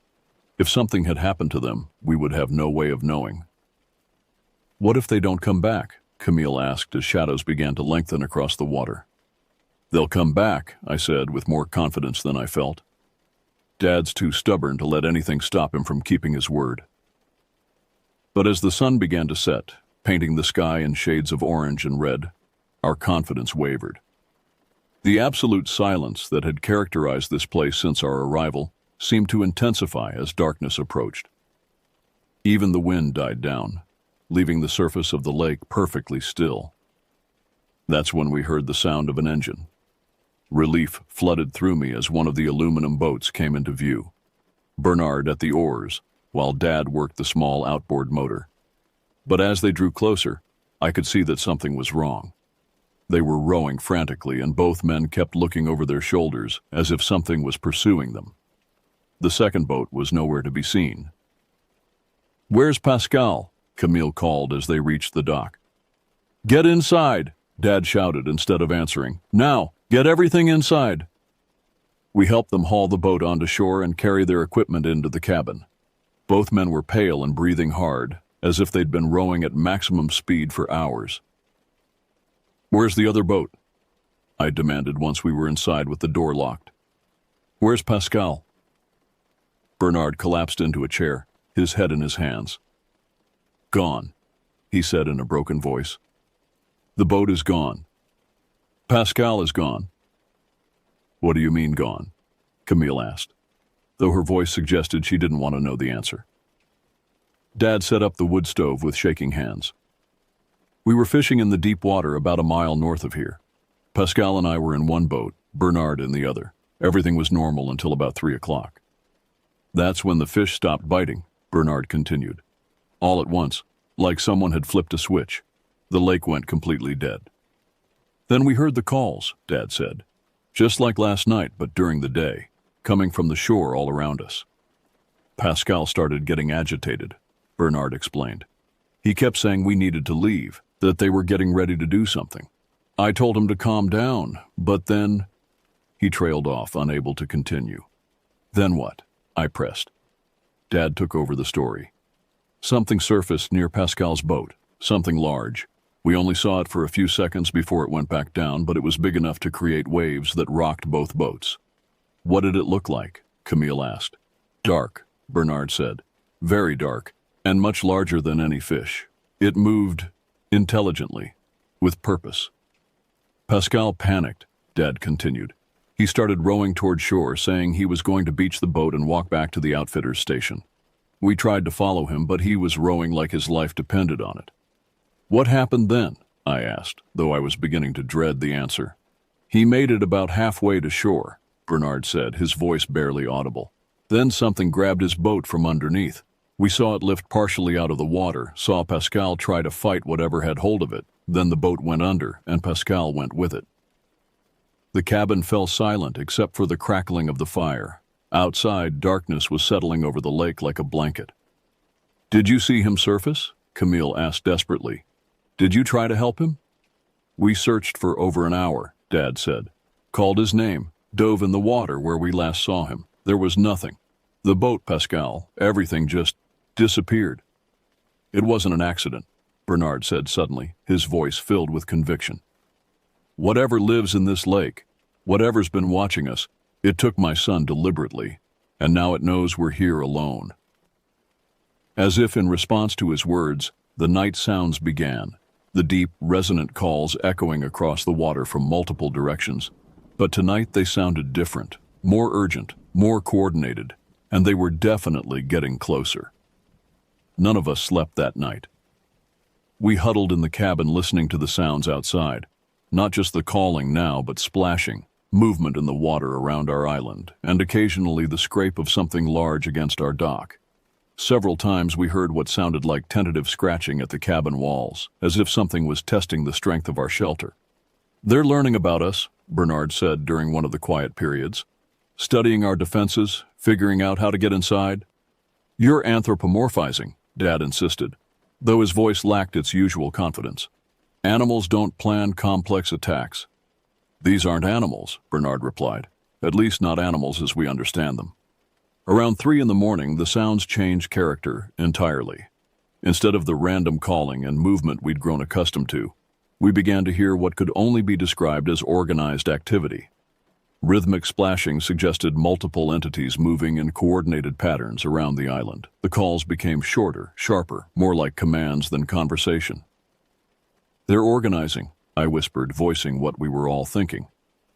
Through the small window that faced the mainland, we could see lights, not electric lights, but a strange, phosphorescent glow that seemed to move through the forest at about head height. The lights appeared and disappeared among the trees, sometimes single points, sometimes clusters, always moving with purpose. Bioluminescence, Bernard murmured, pressing his face to the window. Some deep-water species can produce their own light. But we're not underwater, Camille pointed out. We're looking at the forest. The implications of that observation settled over us like ice water. Whatever was producing those lights was equally comfortable in aquatic and terrestrial environments. Whatever we were dealing with, it wasn't bound by the limitations that constrained normal wildlife. As dawn approached, the activity around our island intensified. We could hear multiple large bodies moving through the water, could feel the cabin shaking slightly as heavy impacts struck the dock. At one point, something began testing the door, pushing against it with increasing force until Dad threw his full weight against it to keep it closed. The motor, he said suddenly. If we can get to the boat, start the motor. They'll be waiting for that, Bernard said. Whatever happened to Pascal will happen to us. We can't just sit here and wait for them to break in, Dad argued. But that's exactly what we did. We sat in the growing daylight, listening to the sounds of multiple entities exploring every inch of our tiny refuge, testing every possible entry point, learning everything they needed to know about our position. When full daylight finally arrived, the sounds gradually faded. Whatever was out there seemed to prefer darkness for its activities. But the silence that followed wasn't peaceful. It was the silence of something waiting, something patient enough to bide its time until conditions were optimal. We need to signal for help, Camille said as we cautiously peered out the windows. Dennis said he'd be back to check on us. When? Dad asked. Tomorrow. He said he'd return tomorrow to pick us up. That's assuming he comes at all, Bernard said grimly. And assuming we last until tomorrow. I was studying the shoreline through binoculars when I saw something that made my stomach clench. There are more tracks, I announced, all around the island, and they're different. The others joined me at the window to look. The muddy shore that surrounded our island was now covered with tracks. Not just the large, elongated prints we'd seen before, but smaller ones, different shapes, as if multiple species had visited us during the night. It's like a conference, Camille observed with dark humor. They all came to discuss what to do about us. Don't joke, Bernard snapped. My son is dead because of these things, and we're next if we don't find a way out of here. But what options did we have? Our remaining boat had a small outboard motor, but we'd seen what had happened to Pascal when he tried to escape across the water. The island offered no hiding places, no defensive positions except the cabin itself. and we had food and water for perhaps another day, certainly not long enough to wait for rescue. "There's something else," I said, continuing to scan the shoreline with the binoculars. "Some of the trees near the water's edge have been modified." "What do you mean?" Dad asked, taking the binoculars from me. "Branches broken off at specific heights, bark stripped in patterns. It's like they're marking territory or leaving messages." Dad studied the modified trees for several minutes before lowering the binoculars with a troubled expression. "You're right, that's not random damage. Someone or something is deliberately altering the landscape." The day passed with agonizing slowness. We took turns on watch duty, scanning the lake and forest for any sign of movement. The water remained perfectly calm, the forest unnaturally still, but the feeling of being observed never left us. It was as if hundreds of eyes were watching our every move, waiting for the right moment to act. Around midday, we made a decision that probably saved our lives. Instead of waiting for whatever lived in the lake to make the next move, we decided to actively prepare for the coming night. We moved all the furniture in the cabin to barricade the door and windows. We prepared weapons, kitchen knives, a hatchet for splitting wood, anything that might serve as a defense. Most importantly, we developed a plan. "If they break in," Dad said, "we don't try to fight them in here. We run for the boat immediately. No hesitation, no looking back. Our only chance is to reach the motor and get far enough from shore that they can't reach us." "What about Dennis?" Camille asked. "If he comes to pick us up and finds the cabin destroyed, then he'll know what happened here," Bernard said, "and maybe he'll warn others to stay away." As the afternoon wore on, we began to notice subtle changes in our environment. The water around the island, which had been clear enough to see the bottom in shallow areas, was becoming darker, more opaque. The air itself seemed thicker, carrying unfamiliar scents that reminded me of deep ocean environments despite our inland location. "They're changing the chemistry of the lake," Bernard observed, studying a sample of water we'd drawn from near the dock. "Increasing the salinity, altering the pH, making it more suitable for whatever they are." "That's impossible," Dad protested. "It would take industrial equipment to alter the chemistry of a body of water this size." "Unless they're doing it biologically," Bernard countered. "Some marine organisms can dramatically alter their local environment through metabolic processes, if there are enough of them." The implications were staggering. We weren't dealing with a few isolated creatures. We were dealing with an entire ecosystem, one that was actively reshaping the lake to suit its needs. As sunset approached, we made our final preparations. The boat was positioned for immediate escape, with the motor primed and ready to start. We had identified the fastest route from the cabin to the dock. Each of us knew our role in the escape plan. All we had to do was survive until Dennis arrived the following day. But as darkness fell and the calling began again, louder, more coordinated, more urgent than ever before, I began to doubt whether any of us would see another sunrise. The final night was unlike anything we had experienced before. The sounds that surrounded our island weren't just calls anymore. They were a symphony of communication that suggested intelligence, organization, and most terrifyingly, planning. Through the thin walls of the cabin, we could hear what sounded like deliberate consultation, as if multiple entities were discussing strategies in a language we couldn't understand.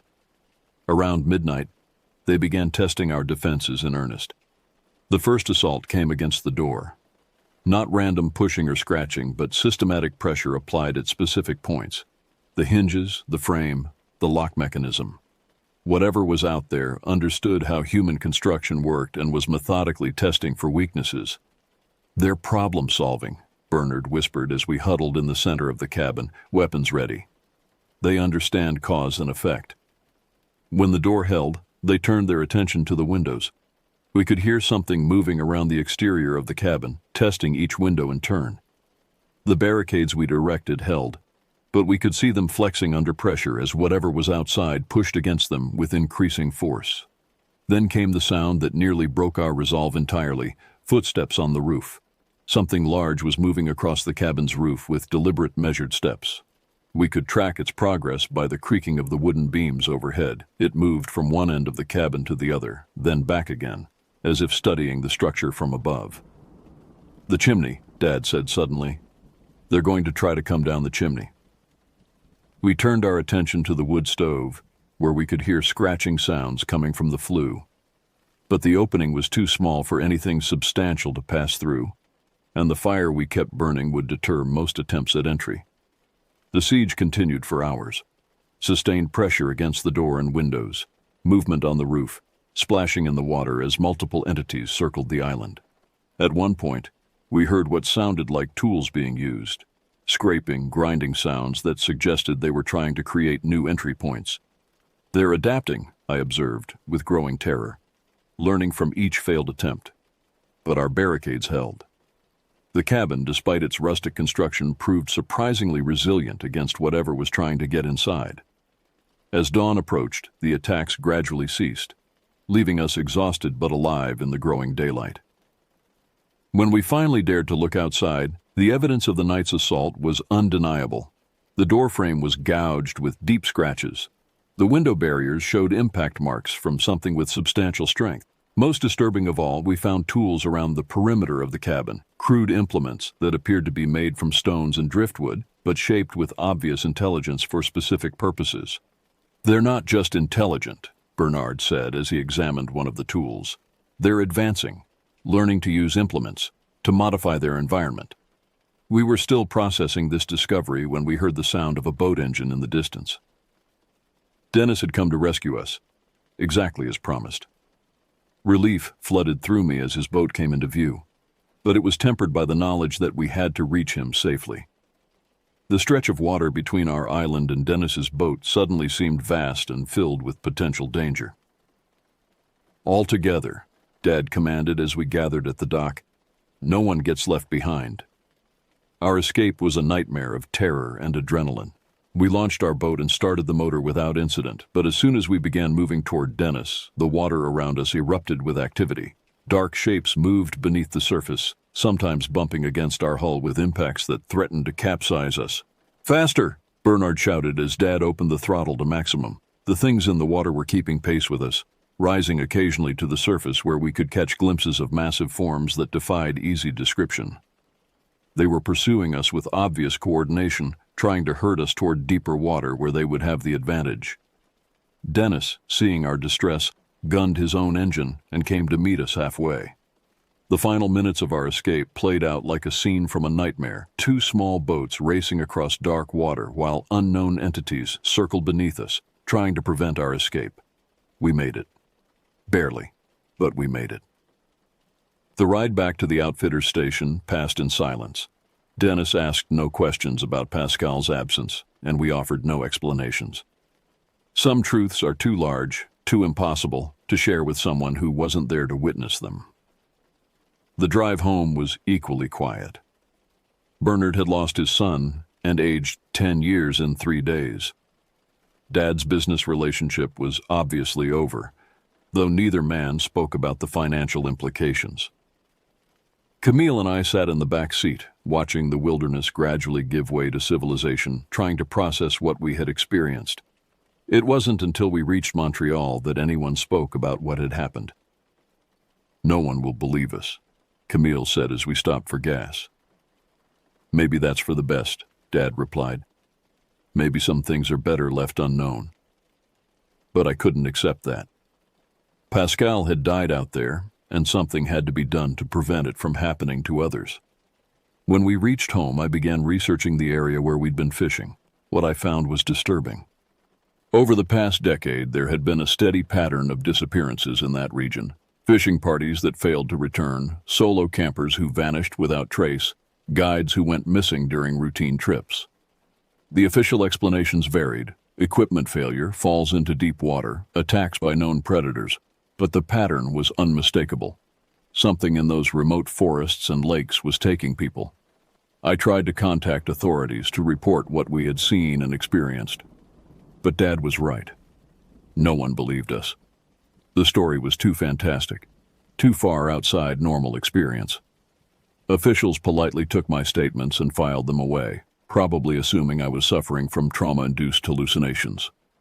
Bernard returned to Montreal and never contacted us again. Through business acquaintances, Dad learned that he had sold his textile operation and moved away from Quebec entirely. He never spoke publicly about his son's disappearance, and Pascal was officially listed as a drowning victim.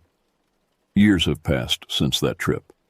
I finished high school, graduated from college, started a career. I've traveled extensively, visited wilderness areas around the world, even returned to northern Canada on several occasions. But I've never been back to that specific lake, never tried to retrace our route to that isolated island.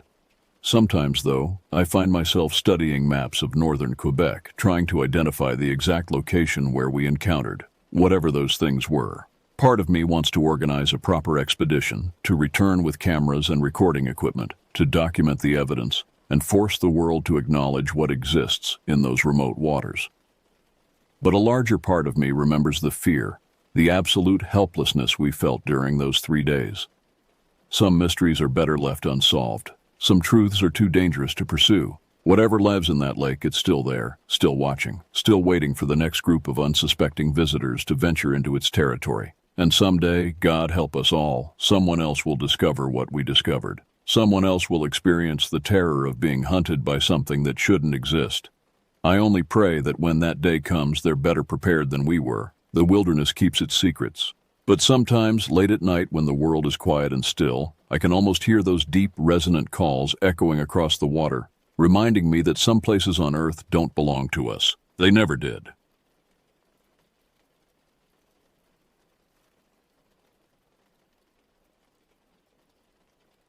For 15 years, I've lived my life behind the wheel of a Peterbilt, watching America scroll by through my windshield like an endless documentary on the changing landscape of this vast country.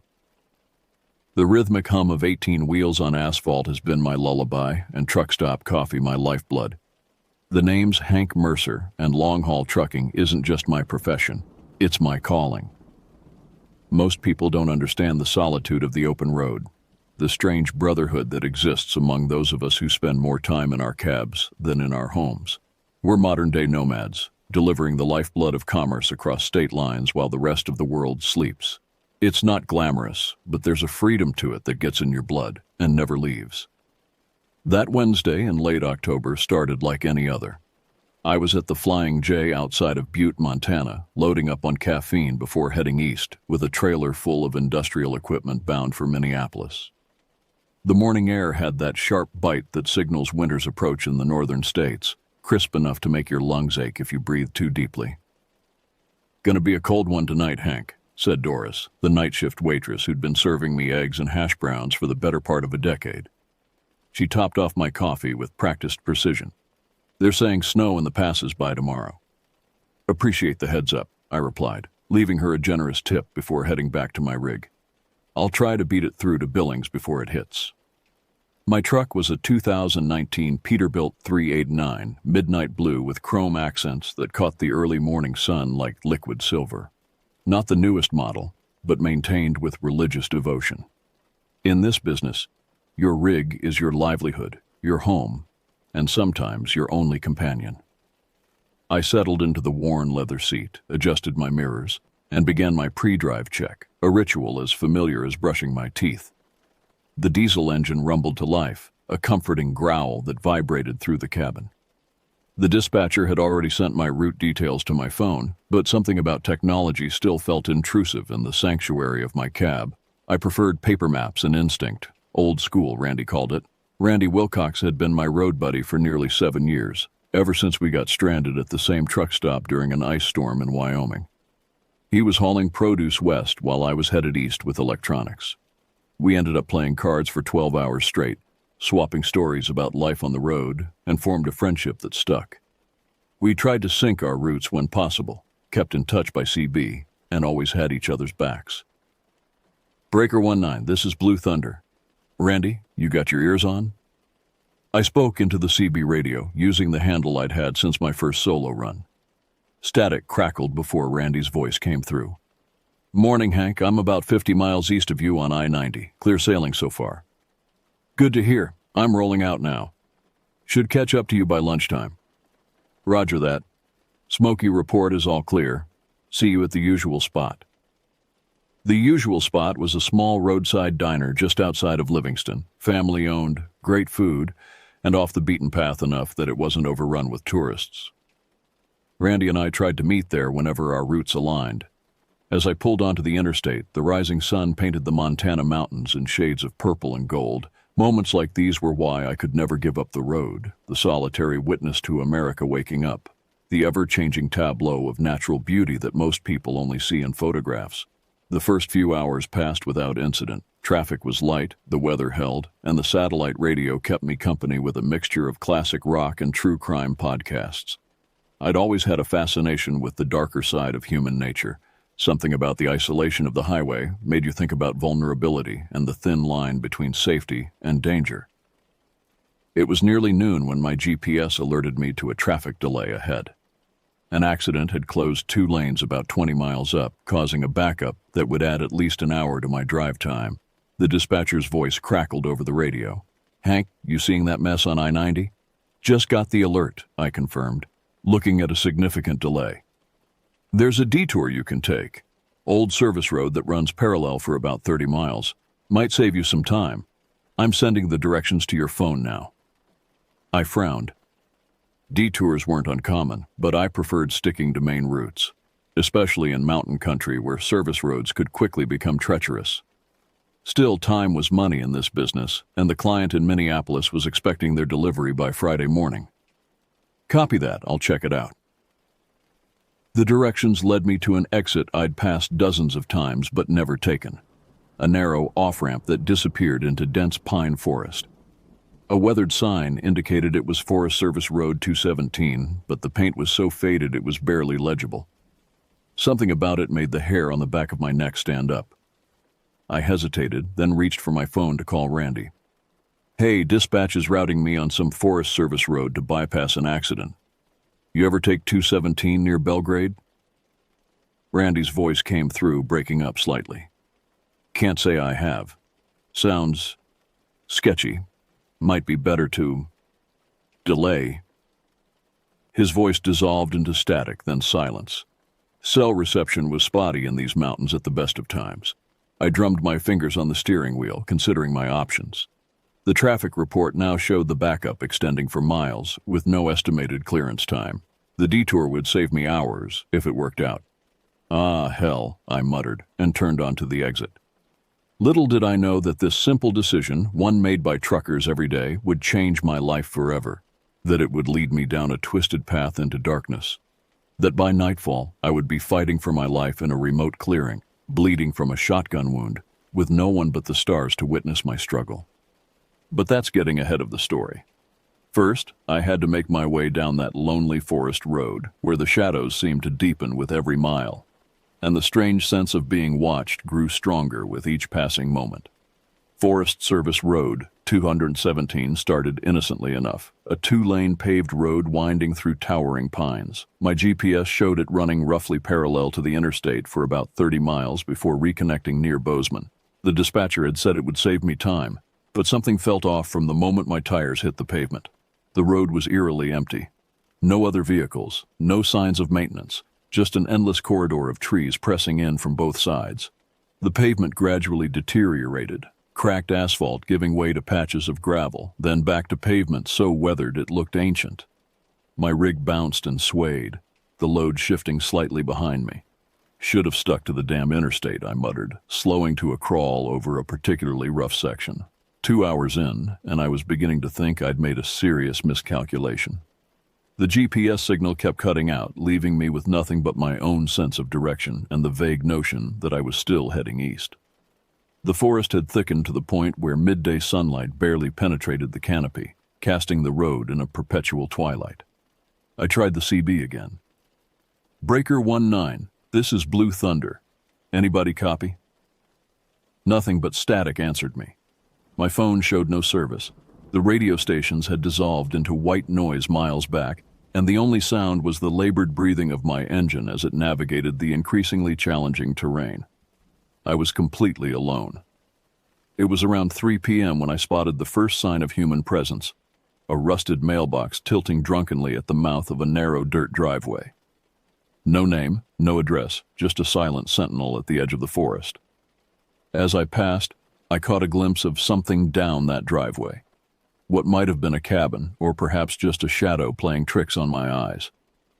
The road grew narrower, forcing me to slow to a crawl. My 18-wheeler was never meant for routes like this, and I cursed myself for not trusting my initial instincts. The dispatcher had clearly never driven this road herself, or she'd never have suggested it for a rig my size. Another hour passed. The GPS flickered back to life momentarily, showing me miles from where I thought I was, deeper into the national forest, on a road that didn't seem to have any connection to the interstate at all. Then it died again, the screen going black as if to emphasize my isolation. As daylight began to fade, panic crept in around the edges of my thoughts. I was low on fuel, with no idea how far it was to the next town. Turning around on this narrow road would be nearly impossible with my trailer. The only option was to press forward and hope the road eventually led somewhere. That's when I spotted the clearing. It opened up suddenly on my right. A wide, flat area just off the road that looked like it might have been used for logging operations once upon a time. Large enough to park my rig and reassess the situation. Maybe even attempt a three-point turn if necessary. I pulled off the road, the tires crunching on gravel and pine needles. The engine sighed with relief as I cut the ignition. The sudden silence was absolute, pressing against my eardrums like a physical force. No birds, no insects, no distant traffic noise, just the occasional ping of cooling metal from my engine. Stepping down from the cab, I stretched my cramped muscles and took stock of my surroundings. The clearing was roughly circular, maybe 100 yards across, bordered on all sides by dense forest. The trees seemed to lean inward, as if studying this human intruder in their domain. The air smelled of pine resin and something else, something metallic and unpleasant that I couldn't quite identify. My watch showed 5:17 p.m. Daylight was already fading, and with it, any realistic hope of finding my way back to civilization before dark. I reached for my phone again, still no service. The CB radio in my truck remained stubbornly silent. I was deciding whether to spend the night in my cab or risk driving further in the dark when I heard it, the distant rumble of an approaching vehicle. Relief washed over me. Another soul on this godforsaken road meant potential help, or at least information about where the hell I was. The sound grew louder, and I moved to the edge of the clearing to flag down the approaching driver. The vehicle rounded the bend, an old Ford pickup truck, once white but now a patchwork of rust and primer. It slowed as it approached the clearing, then turned in, headlights sweeping across me like searchlights. The truck stopped about 30 yards away, engine idling roughly. The headlights remained on, blinding me and preventing me from seeing the driver clearly. A moment passed, then another. Nobody emerged from the cab. "Hello?" I called out, raising a hand to shield my eyes from the glare. "You from around here? I could use some directions." The driver's door creaked open, and a figure stepped out, tall and lean, silhouetted against the headlights. Something about the deliberate way he moved sent a chill down my spine. He stood there for a long moment, just watching me. "Road's not meant for big rigs," he finally said, his voice a gravelly rasp that barely carried across the clearing. "You're lost." It wasn't a question, but I answered anyway. "Yeah, trying to bypass an accident on I-90. GPS routed me this way." He laughed, a dry sound like autumn leaves skittering across pavement. "Ain't no way back to the interstate from here, not for something that size." He began walking toward me, his movements stiff but purposeful. As he got closer, details emerged from the shadows. Faded flannel shirt, work-worn jeans, beard streaked with gray. His face remained in shadow, but I could feel his eyes on me, assessing. "Where does this road lead then?" I asked, trying to keep my voice casual despite the growing unease in my gut. "Know where you want to go." He stopped about 10 feet away, just close enough for me to make out his features in the fading light. Deep-set eyes, hollow cheeks, skin weathered by decades of mountain sun and wind. But it was his expression that froze my blood, utterly emotionless, eyes flat and cold as river stones. I noticed then what he carried, a shotgun held casually at his side as if it were simply an extension of his arm. "That's quite a greeting," I said, nodding toward the weapon. Bears in these woods, he replied tonelessly. Never know what you might run into. My eyes darted back to my truck, calculating the distance. My own firearm was locked in the glove compartment. Might as well have been on the moon for all the good it did me now. Look, I said, forcing a smile. I'm just trying to get back to the main road. If you could point me in the right direction, I'll be on my way. What's your hurry?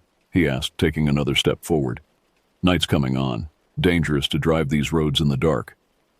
Every instinct I had was screaming danger. 15 years on the road, I'd encountered all types, helpful locals, suspicious rednecks, tweakers looking for easy targets. This man was something else entirely. There was no emotion behind his eyes, no humanity I could appeal to. I appreciate the concern, I said, beginning to edge back toward my truck. But I really need to. Empty your pockets, he cut in, raising the shotgun slightly. Nice and slow. The game was up. This wasn't about directions or mountain hospitality. This was a robbery, plain and simple. Or something worse. Take it easy, I said, my hands rising instinctively. I don't want any trouble. Pockets, now. The shotgun was pointed at my chest, his finger hovering near the trigger. Slowly, I reached into my jacket, pulling out my wallet. Look, there's about $200 in cash. Take it and let me be on my way. All of it, he insisted. Phone too. I complied, removing my phone and a couple packs of cigarettes I kept for the long hauls. He stepped forward, snatching the items from my outstretched hand and pocketing the wallet and phone. The cigarettes he examined briefly before tucking them away as well. What do you want? I asked, trying to keep my voice steady despite the fear coursing through me. He didn't answer, just raised the shotgun and took aim. My heart was pounding so hard I thought it might burst. I looked around for anything I could use as a weapon, but the clearing was empty, save for some rocks and sticks. In that moment, staring down the barrel of that shotgun, I realized with perfect clarity that I was going to die here in this nameless clearing, miles from anywhere, at the hands of a stranger whose motivation I couldn't begin to understand. All the miles I'd driven, all the sunrises I'd witnessed from my cab, all the plans I had, none of it mattered now. The man's finger tightened on the trigger, and I braced myself for the end. Before I could react, he fired. The blast was deafening, echoing through the clearing like a crack of thunder. Pain exploded in my side as I crumpled to the ground, the world tilting sideways around me. I hadn't even had time to turn away. The shotgun pellets had torn through my left side, just below the ribs. I expected a second shot to finish the job, but it never came. Instead, I heard him laughing, a cold, emotionless sound that was somehow worse than the shotgun blast. He walked back to his truck, boots crunching on the gravel, the sound seeming absurdly loud in my shock-heightened senses. Thanks for the smokes, he called back, his voice casual, as if we'd just concluded a pleasant business transaction. The Ford's engine roared to life, tires spinning in the dirt as he pulled away.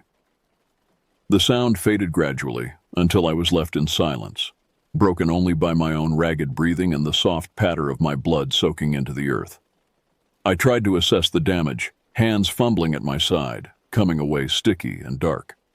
The pain was unlike anything I'd ever experienced, a searing, white-hot agony that seemed to pulse with each heartbeat. I could feel wetness spreading across my shirt, warm at first, then cooling rapidly in the mountain air. Help, I tried to call out, but it emerged as little more than a whisper. There was no one to hear me anyway, just miles of indifferent forest in every direction. I needed to get to my truck, to the first aid kit, to the radio. 10 yards might as well have been 10 miles in my condition, but I began to drag myself across the ground, each movement sending fresh waves of agony through my body. The dirt beneath me turned dark with blood, leaving a macabre trail behind me.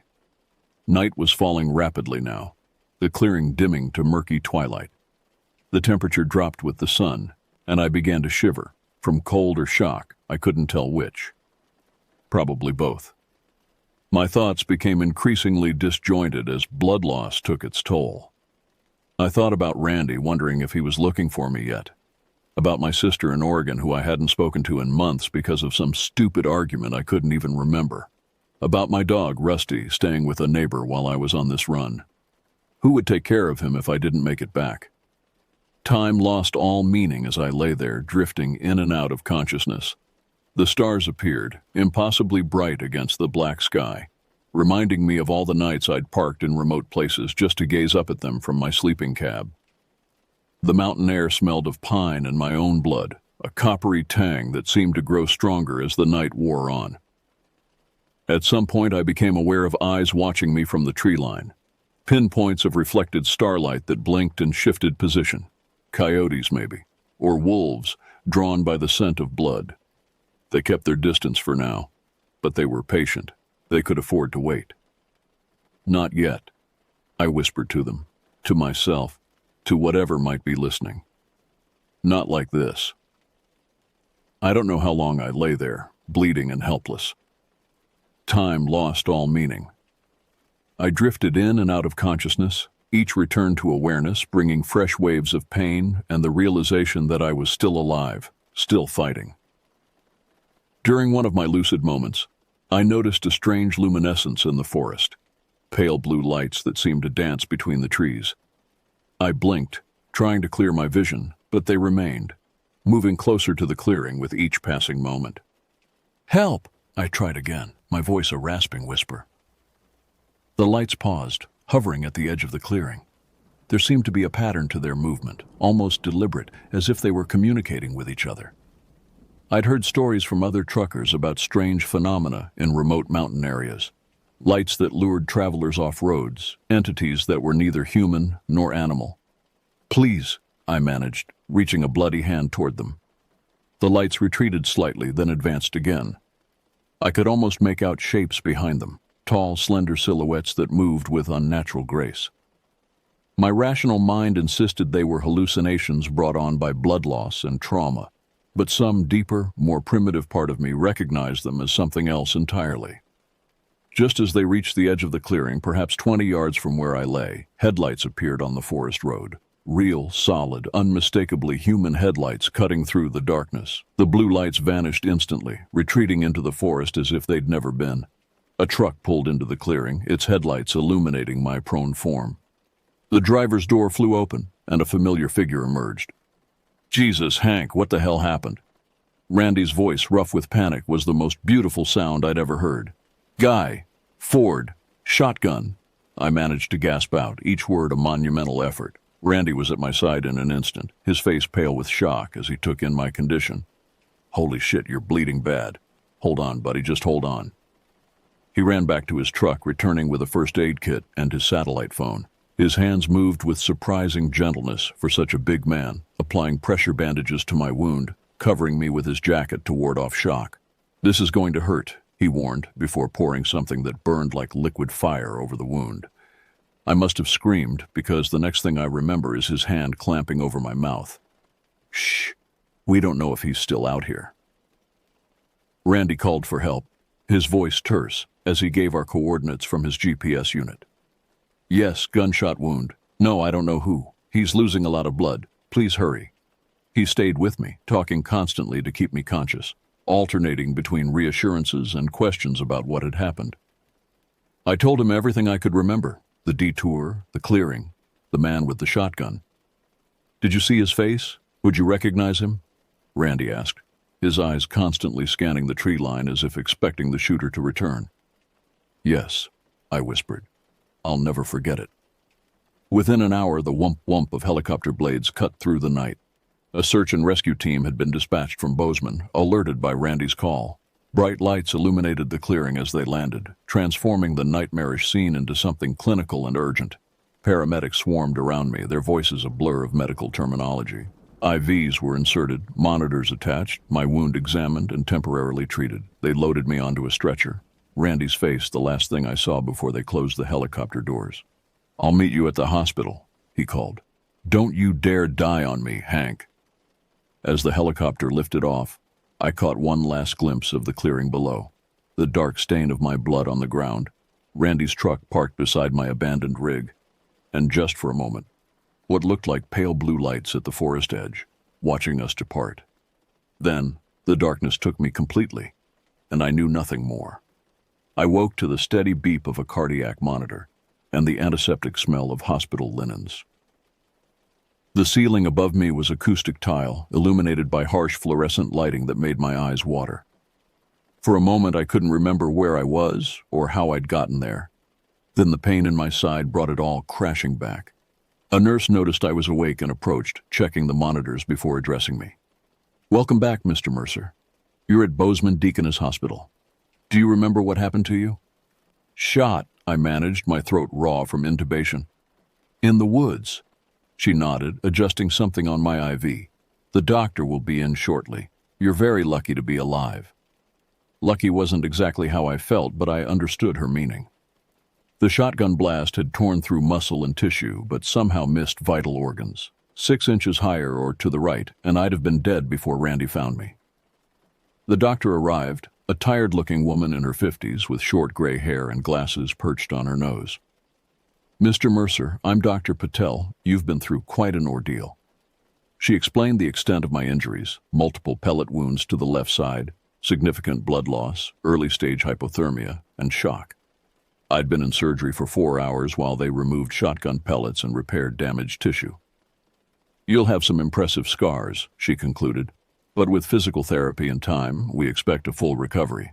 The police are waiting to speak with you if you feel up to it." I nodded, wincing at the pain the movement caused.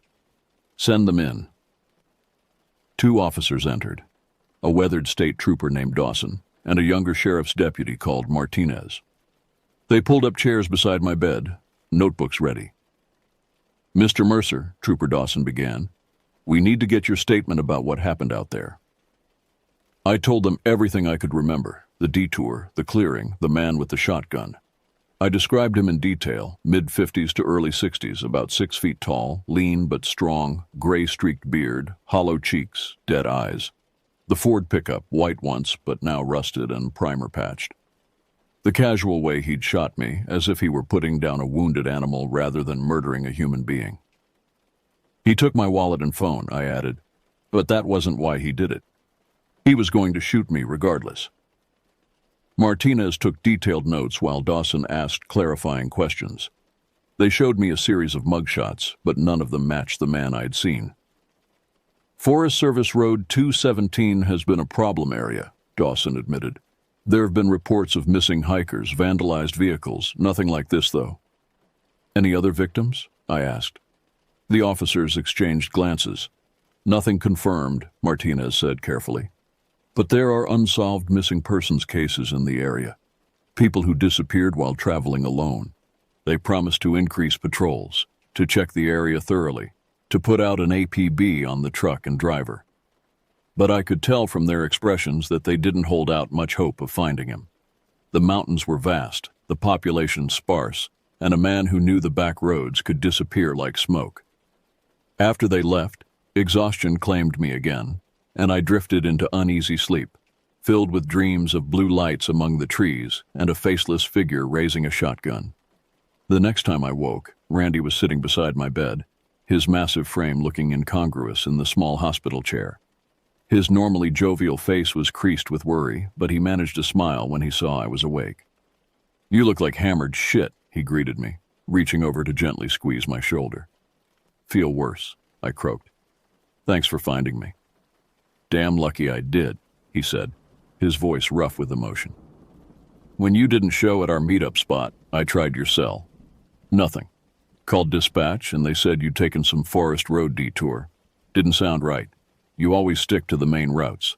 So I backtracked, found where you'd turned off, and followed. I owed him my life, and we both knew it. In our line of work, we learn early on who we can count on. Randy had always been that person for me." "The police find anything?" I asked. He shook his head. "They're looking, but—" He trailed off, not needing to complete the thought. We both understood the odds. Randy stayed most of the day, leaving only to retrieve some clothes and personal items from my truck, which had been towed to a secure lot. He brought news from the outside world. My cargo had been transferred to another driver. My company was handling the insurance. My sister had been notified and was flying in the next day.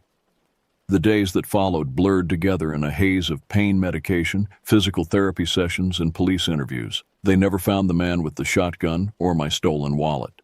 My phone turned up in a ditch 20 miles from the clearing, smashed beyond repair. My sister arrived, bringing with her a wave of both comfort and tension. Catherine and I had always been close in our way, but we were as different as siblings could be. She, the settled academic with a husband and 2 kids in Portland, me, the nomadic trucker with no fixed address. Still, blood called to blood, and she stayed for a week, helping with my recovery and trying in her way to understand the life that had led me to that clearing. "You could come stay with us while you recover," she offered on her last day. "The guest room is yours as long as you need it." It was tempting. The thought of returning to the road filled me with a dread I'd never experienced before. But I knew myself well enough to recognize that hiding wouldn't heal what was broken inside me. "Thanks, Kat," I said, squeezing her hand, "but I need to get back on my own 2 feet. My own way." She looked disappointed, but not surprised. "Just promise me you'll be more careful. No more detours." "No more detours," I agreed. I stayed in the hospital for a week, recovering from the gunshot wound. Randy visited every day, bringing me news from the road and keeping my spirits up. My fellow truckers rallied around me in their way, sending messages, arranging for my dog to be cared for, even starting a collection to help with expenses not covered by insurance. The police investigation stalled. They found evidence that someone had been living in an abandoned hunting cabin near the clearing, empty food cans, cigarette butts, a makeshift bed. But whoever it was had cleared out, leaving no fingerprints or DNA. They did find 3 sets of bones. Deer, they said, though something about the way the trooper avoided my eyes when he told me made me wonder. Nightmares plagued me. The man with the shotgun, the blue lights in the forest, the feeling of my blood soaking into the earth. I'd wake gasping, the hospital room momentarily transformed into that clearing, the medical equipment becoming twisted trees closing in around me. The hospital psychiatrist diagnosed PTSD and prescribed medication, which I accepted but rarely took. The pills dulled everything, not just the fear, and I needed my edge if I was going to recover. When I finally got out, I took some time off to heal and think about what had happened. My company was understanding, putting me on medical leave with partial pay while I recovered. I rented a small apartment in Bozeman, unwilling to stray too far from the place where it had happened. I needed to face this thing, whatever it was, on its own ground. Physical therapy was grueling but effective. By the 3rd month, I could move without constant pain, though weather changes sent twinges through my scarred side. The deeper wounds, the ones no one could see, were slower to heal. I found myself jumping at sudden noises, scanning parking lots for white Ford pickups, sleeping with a loaded gun beside my bed. I avoided forests and isolated areas, preferring the anonymity of crowded streets and well-lit stores. Night terrors continued, though less frequently as time passed. But the strangest aftermath was my obsession with the blue lights I'd seen in the forest. In my more rational moments, I dismissed them as hallucinations brought on by blood loss and trauma. But late at night, when sleep eluded me, I found myself researching similar phenomena reported in mountain regions across the country. I discovered accounts from hikers, hunters, and other truckers who described seeing similar lights in remote areas, dancing blue orbs that seemed to move with purpose, sometimes leading travelers deeper into wilderness, sometimes watching from a distance. Native American legend spoke of spirit lights that appeared to those close to death. Scientists dismissed them as swamp gas or electrical phenomena. Whatever they were, I couldn't shake the feeling that they had been coming for me before Randy arrived, and I wasn't sure if their intentions had been to help or to claim. 4 months after the shooting, the police called with news. They'd found my wallet in a pawn shop 200 miles away in Idaho. The man who'd pawned it matched the description I'd given, but he'd used a fake ID and disappeared before they could apprehend him. It wasn't much, but it confirmed what I already knew. He was still out there somewhere.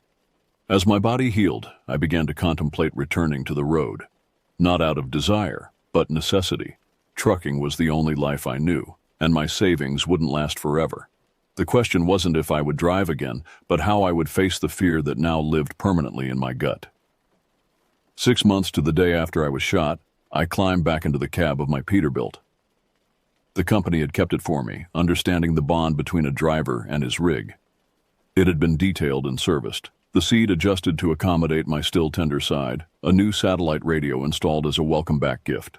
My first run would be simple, a straight shot from Bozeman to Billings on I-90, hauling agricultural equipment. No detours, no forest roads, no isolated stops. Randy had arranged to make the same run, riding tandem with me the whole way. "Just like riding a bike," he said over the CB as we pulled out of the depot. "Except the bike weighs 40 tons and could flatten a Volkswagen." I managed to laugh, but my hands were slick with sweat on the wheel. Every curve in the road, every passing pickup truck sent my heart rate spiking. By the time we reached Livingston, my shirt was soaked through and my jaw ached from clenching. We stopped at our usual diner, though it took Randy some convincing to get me inside. I kept my back to the wall, eyes constantly moving to the door, barely tasting the food I mechanically consumed. "It gets easier," Randy said quietly. My first run after Iraq was the same. Thought every piece of trash on the road was an IED. I hadn't known he'd served. In all our years of friendship, he'd never mentioned it. That was the way with road friendships. Sometimes you knew a man's deepest fears before you knew his history. "How'd you get past it?" I asked. He considered the question, stirring his coffee thoughtfully. "Never really did completely. Just learned to live alongside it. The fear becomes like a passenger, always there. But you decide if it gets to drive." Simple wisdom, but it helped. By the time we reached Billings, I'd settled into a rhythm. Not comfortable yet, but functional. We delivered our loads, spent the night at a modem near the depot, and headed back the next day. Over the following weeks, I gradually increased my range and complexity of runs. Bozeman to Missoula, Missoula to Spokane. Eventually, a long haul to Minneapolis, the run I'd been on when everything went sideways. I still kept to the main roads, avoided driving after dark when possible, and carried a licensed firearm in my cab. I'd given up cigarettes, couldn't stand the smell of them anymore, the association too strong with the man who'd shot me. I still had nightmares, but they were less frequent, less vivid. What I couldn't shake was the feeling of being watched. Sometimes on empty stretches of highway, I'd catch glimpses of movement in my mirrors. Never anything concrete, just impressions of something pacing my truck. At night in rest stops, I'd wake to what sounded like footsteps circling my rig, though security cameras never showed anyone. And then there were the lights. I'd spot them occasionally, blue luminescence hovering at the tree line along remote stretches of road, never close enough to make out details, always gone when I looked directly at them. I told myself they were reflections, fireflies, electrical anomalies, anything but what my gut told me they were. 3 months into my return to driving, I was making a run through eastern Montana when a familiar voice crackled over my CB. "Breaker 19 for that Blue Thunder. You got your ears on, Hank?" I hadn't heard that voice in nearly a year, but I recognized it instantly, the same gravelly rasp that had told me to empty my pockets before shooting me and leaving me for dead. My blood turned to ice water in my veins. I snatched up the handset, thoughts racing. Should I respond, ignore it, call the police? "I know you're listening, truck driver," the voice continued. "Been watching you a long time now. You're a hard man to kill." My hand trembled as I pressed the transmit button. "What do you want?" A chuckle crackled through the speaker. "Just to say hello, and that I'll be seeing you again, sooner or later. Maybe next time those pretty blue lights won't be interrupted." I pulled over, scanning the highway behind and ahead of me, searching for the white Ford pickup. Nothing but empty roads stretched in both directions, the late afternoon sun casting long shadows across the asphalt. "Where are you?" I demanded into the CB. "Closer than you think. Always closer than you think." The transmission ended with a burst of static. I tried to call him back, but there was no response, just silence and the distant rumble of highway traffic. I called the police, reported the communication, gave them my location. They sent a patrol car, took my statement, promised to look into it. But we all knew it was futile. CB transmissions were virtually untraceable, and without knowing where he was broadcasting from, they had nothing to go on. That night, parked at a busy truck stop with security cameras and plenty of witnesses around, I finally pulled out the journal I'd been keeping since the shooting. In it, I'd documented everything. The attack, the recovery, the nightmares, the blue lights, and now this new contact. Looking over my entries, a pattern emerged that I hadn't noticed before. The sightings of blue lights, the feelings of being watched, They always seemed to occur near the anniversary of the shooting or when I was passing through certain areas of Montana. Whatever this was, whether a deranged hunter who got his kicks from targeting truckers or something more inexplicable tied to those blue lights in the forest, it wasn't over. Maybe it would never be over. I still drive trucks, but I'm more cautious now. I stick to the main roads, avoid detours, and I always keep a gun in the cab. The open road doesn't feel quite as free as it used to, but it's still my livelihood, my life. That night in Montana changed me.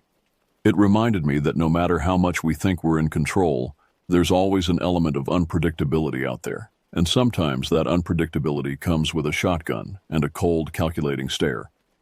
I never found out who that man was or why he targeted me. Maybe it was random, or maybe he had a reason I'll never understand. But one thing's for sure. I'll never forget the fear and helplessness I felt in that clearing. And I'll never take the safety of the open road for granted again. Life goes on, and so does the road. But every time I pass a beat-up old Ford, I can't help but wonder if it's him, watching, waiting. And I grip the wheel a little tighter, knowing that out there in the vast expanse of America, danger can find you when you least expect it. And sometimes when I'm driving through the mountains at dusk, I catch glimpses of blue lights among the trees, keeping pace with my truck. I don't know if they're harbingers of death or some kind of protection. All I know is that they're watching, always watching, and someday I might find out why. Until then, I keep driving. Because that's what truckers do. We keep moving forward, no matter what darkness waits around the next bend.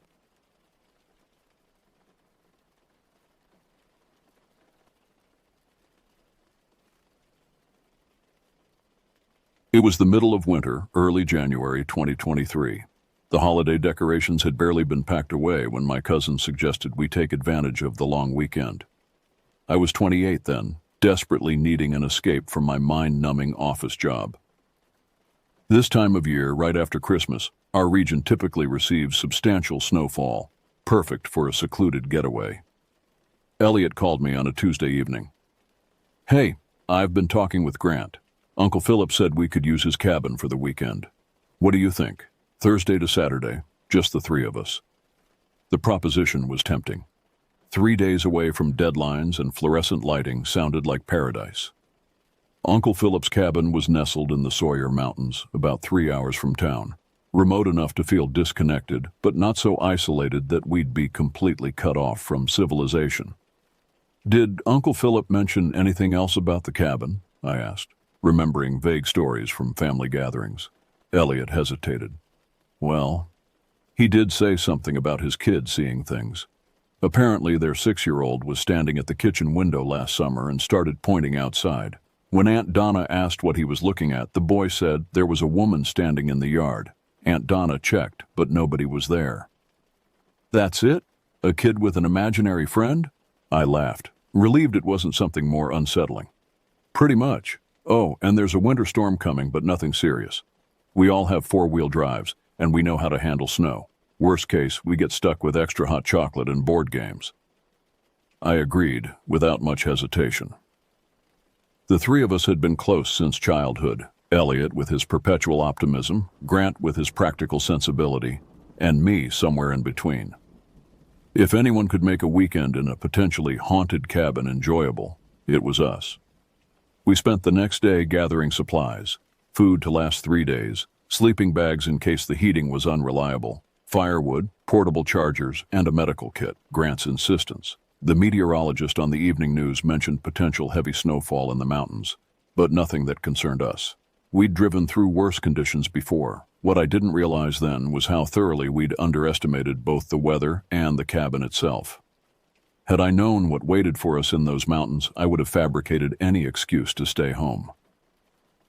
But ignorance propelled us forward, 3 cousins seeking relaxation, unaware that we were driving straight into a nightmare that would forever change us. Thursday afternoon arrived with overcast skies and a steady drop in temperature. We loaded our respective trucks, mine a weathered Ford, Elliot's a relatively new Chevy, and Grant's rugged Dodge, and began our journey at precisely 2:15 p.m. The plan was to reach the cabin before dark, get settled, and enjoy a warm dinner by the fireplace. The first 2 hours of driving were uneventful. We traveled in a convoy, maintaining visual contact through our rearview mirrors. The radio forecasted increasing snowfall for the mountains, but nothing that set off alarm bells. As we turned onto the unmarked gravel road leading to the property, light flurries began dusting our windshields. "This is nothing," I reassured myself, watching the wipers clear thin layers of white powder. Just enough to make it feel like a proper winter retreat. The cabin appeared gradually through the trees, a large, two-story structure built primarily of dark timber and stone. It was considerably more imposing than I'd imagined from Uncle Philip's descriptions. The roof sloped steeply to prevent snow accumulation, and the windows were smaller than modern designs, giving it an older, more ominous appearance than I'd expected. We parked in a semicircle facing the cabin's entrance, the snow now falling steadily around us. The temperature display on my dashboard read 28 degrees. "Home, sweet home for the next couple days," Elliot called out as we grabbed our bags. His breath formed dense clouds in the frigid air. The cabin key was hidden under a hollow rock by the front steps, exactly where Uncle Philip said it would be. The door opened with a protesting creak, revealing a surprisingly spacious interior. The main floor consisted of an open living area with a stone fireplace, a kitchen with dated appliances, and a dining space with a heavy wooden table. A staircase led to the second floor, where I presumed the bedrooms were located. "It's cold as hell in here," Grant muttered, dropping his bags near the entrance. "Let's get a fire going before we unload everything else." The fireplace was substantial, clearly the main source of heat for the cabin. While Grant inspected it, Elliot and I explored the rest of the space. The kitchen cabinets contained basic cooking utensils, mismatched plates, and a few pantry staples. A landline telephone sat on a small table in the corner, our only communication with the outside world, as cell service was non-existent this far into the mountains. Upstairs we found 3 bedrooms, 2 with queen beds and 1 with twin beds, plus a bathroom with a clawfoot tub and no shower. The walls were decorated with faded photographs of landscapes and ancient hunting trophies that stared down with glass eyes that seemed to follow our movements. "I call the room that doesn't have dead animals watching me sleep," I announced, claiming the smallest bedroom with the twins. By the time we finished unpacking, Grant had a robust fire crackling in the fireplace. Outside, the snow was falling more heavily, accumulating on the ground at a concerning rate. The wind had picked up as well, whistling through tiny gaps in the cabin's structure. "I think we beat the storm by just a couple hours," Grant said, looking out the window. "Another hour on the road and we might have had trouble getting here." We settled in for the evening, preparing a simple dinner of pasta and canned sauce. The cabin grew warmer, more inviting as night fell completely. We sat around the fire with beers in hand, exchanging stories and laughing, 3 cousins enjoying the isolation and each other's company. None of us mentioned the child story about the woman outside the window. None of us wanted to invite that thought into our consciousness as darkness enveloped the cabin and the sounds of the forest became increasingly audible through the howling wind. It was nearly midnight when we decided to turn in. The storm outside had intensified, battering the windows with snow and creating drifts against the cabin walls. The wind produced strange sounds, moans and whispers that I attributed to air passing through the trees and the cabin's old timber frame. As I climbed into bed, pulling the heavy quilt up to my chin, I noticed how the moonlight filtered through the snow-crusted window created unusual patterns on the wall. Shadows that seemed to move independently of their sources. I closed my eyes tight, forcing myself to attribute it to fatigue and the effects of the beer. I fell asleep listening to the storm's fury, unaware that it was the last peaceful night's sleep I would have for a very long time. I awoke to the unmistakable aroma of breakfast cooking, bacon sizzling, eggs frying, the rich scent of freshly brewed coffee. The smell was so vivid, so enticing, that it pulled me from the depths of sleep instantly. Sunlight streamed through the window. The storm had passed during the night, leaving behind a pristine white landscape.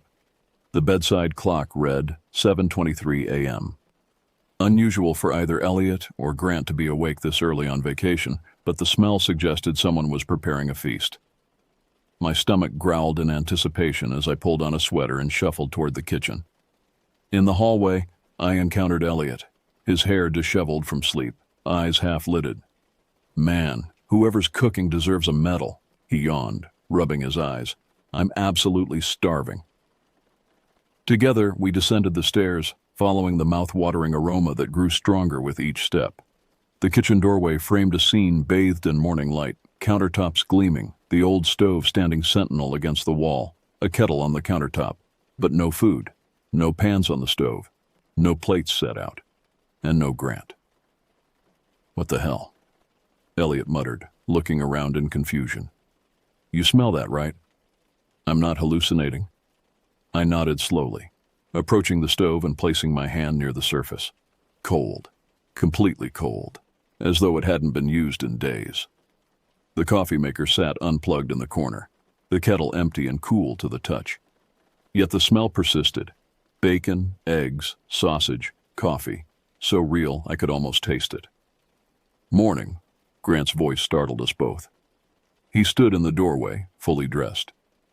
"You guys smell it too, huh?" We nodded in unison. "Been like this since I woke up 20 minutes ago," Grant continued, moving to examine the stove himself. "At first I thought one of you was cooking, but nobody's cooking anything," I finished, feeling a distinct uneasiness settle in my stomach. "So where's the smell coming from?" We searched the kitchen thoroughly, checking cabinets, looking behind appliances, even inspecting the ventilation, finding nothing that could explain the phantom breakfast scents that still hung heavily in the air. Uncle Philip didn't mention anything about ghost cooking, did he? Elliot attempted to joke, but his voice lacked conviction. "Let's just make some actual breakfast," Grant suggested pragmatically. "Maybe we're all just hungry and imagining things." But as I gathered eggs and bacon from our cooler, I couldn't shake the unsettling feeling that we weren't alone in the cabin. The aroma had begun to fade, but occasionally intensified without warning, as though someone invisible was moving pans around a hot stove right beside us. We ate in relative silence, occasionally glancing toward the empty stove that still seemed to be the source of phantom cooking smells.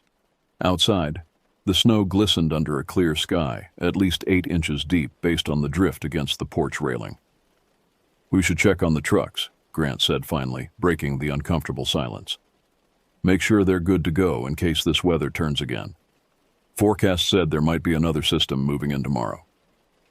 The suggestion seemed reasonable, practical even, but as we bundled up to step outside, I couldn't help feeling we were all looking for an excuse to leave the kitchen and its inexplicable sensory anomaly behind.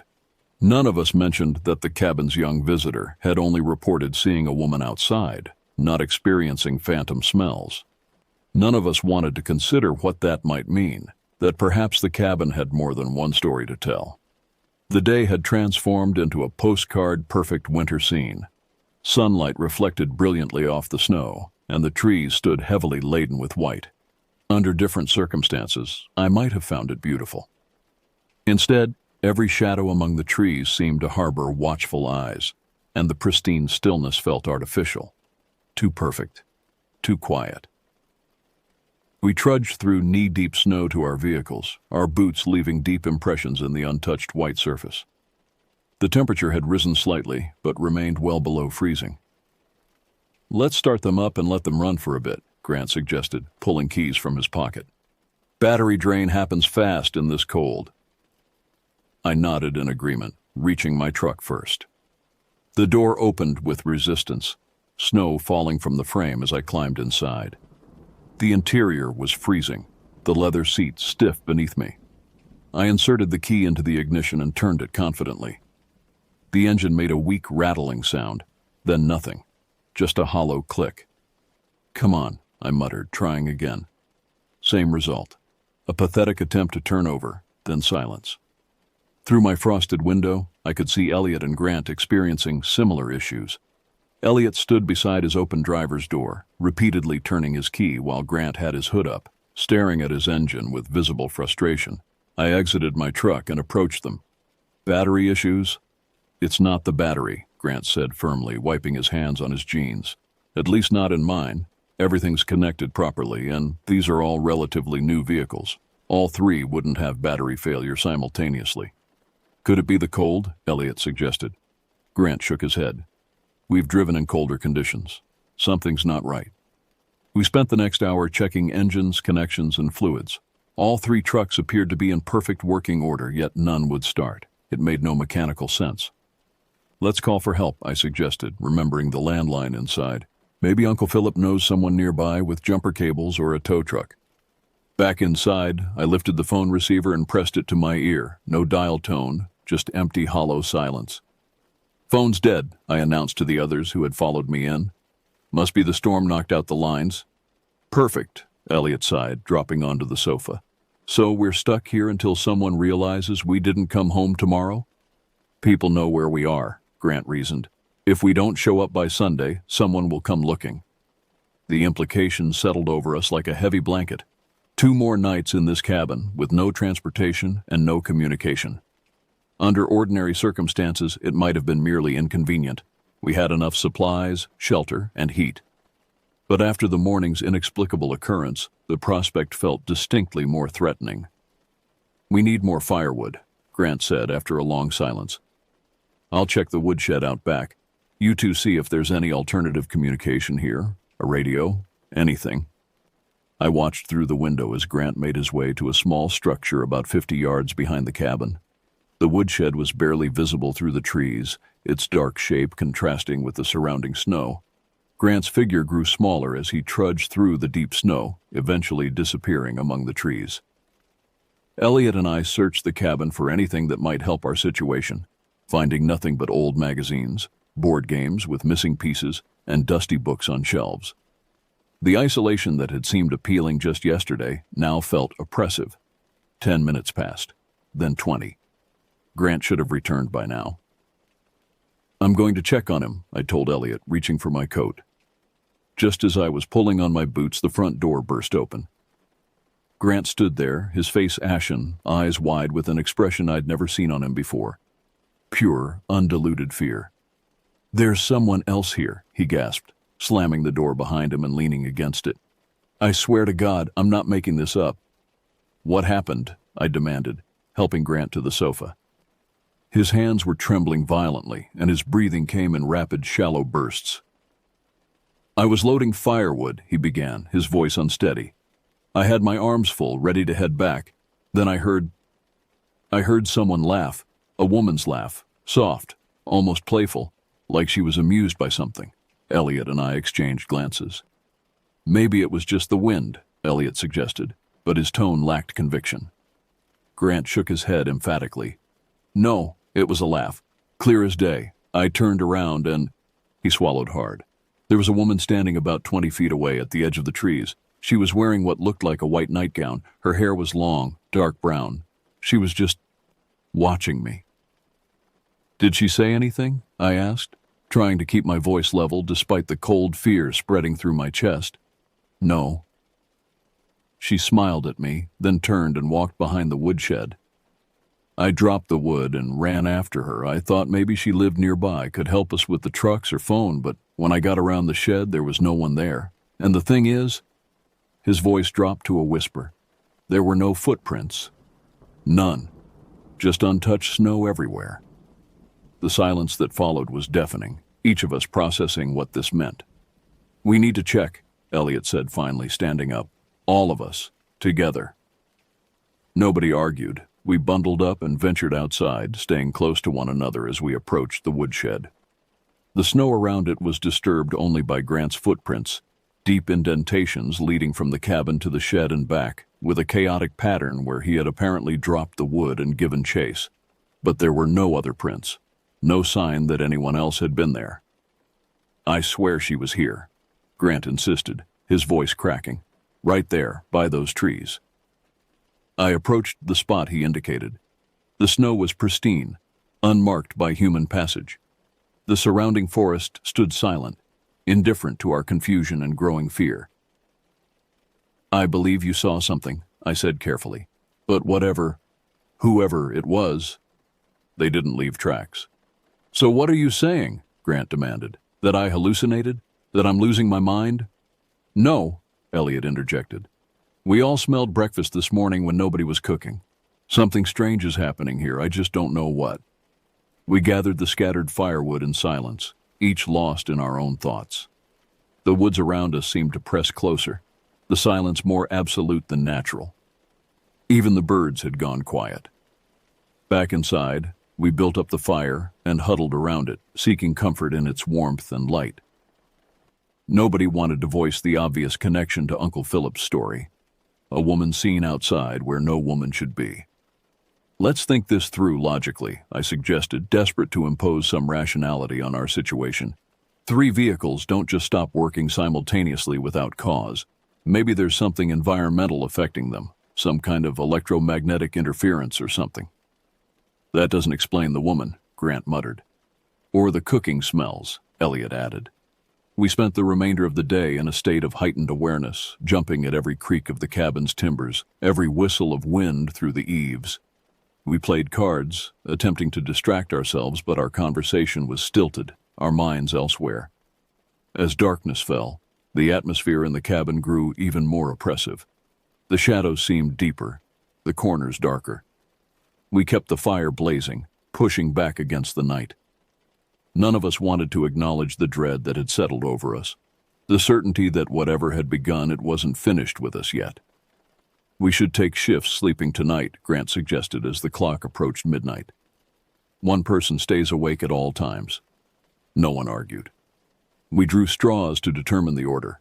Elliot would take first watch, then me, then Grant. The arrangement provided little comfort, but it was better than nothing. As I climbed the stairs to my bedroom, I paused at the window overlooking the backyard and the woodshed. For just a moment, I thought I saw a pale figure standing at the tree line, a flash of white against the darkness. But when I blinked and looked again, there was nothing there but shadows and snow. I told myself it was just my imagination, overwrought from the day's events.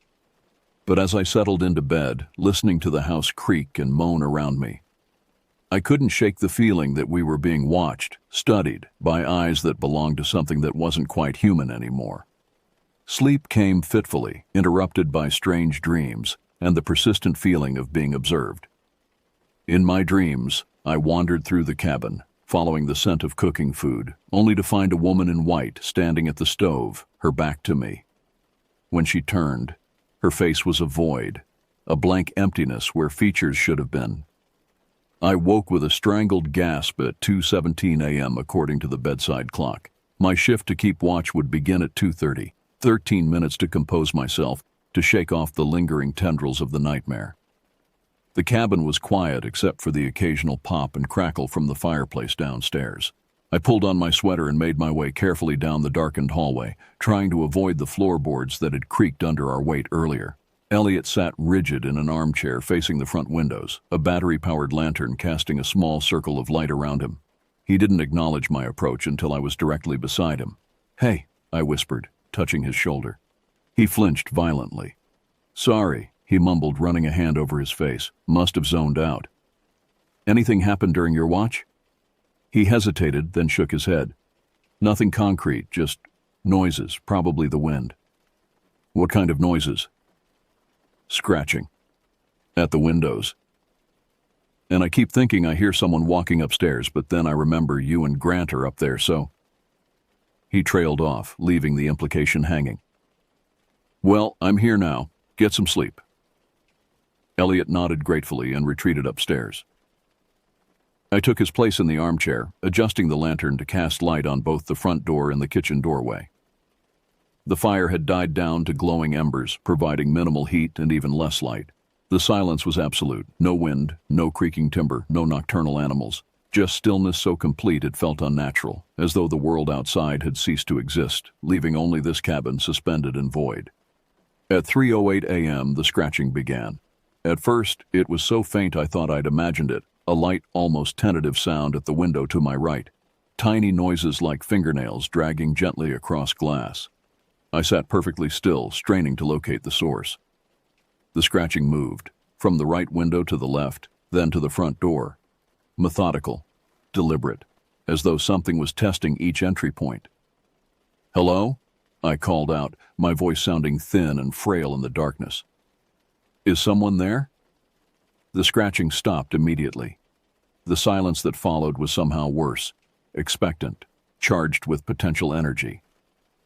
Then came the footsteps from the kitchen, soft, measured steps on the wooden floor. The distinct sound of a heel, then toe, heel, then toe. the gait of a woman walking slowly, unhurried.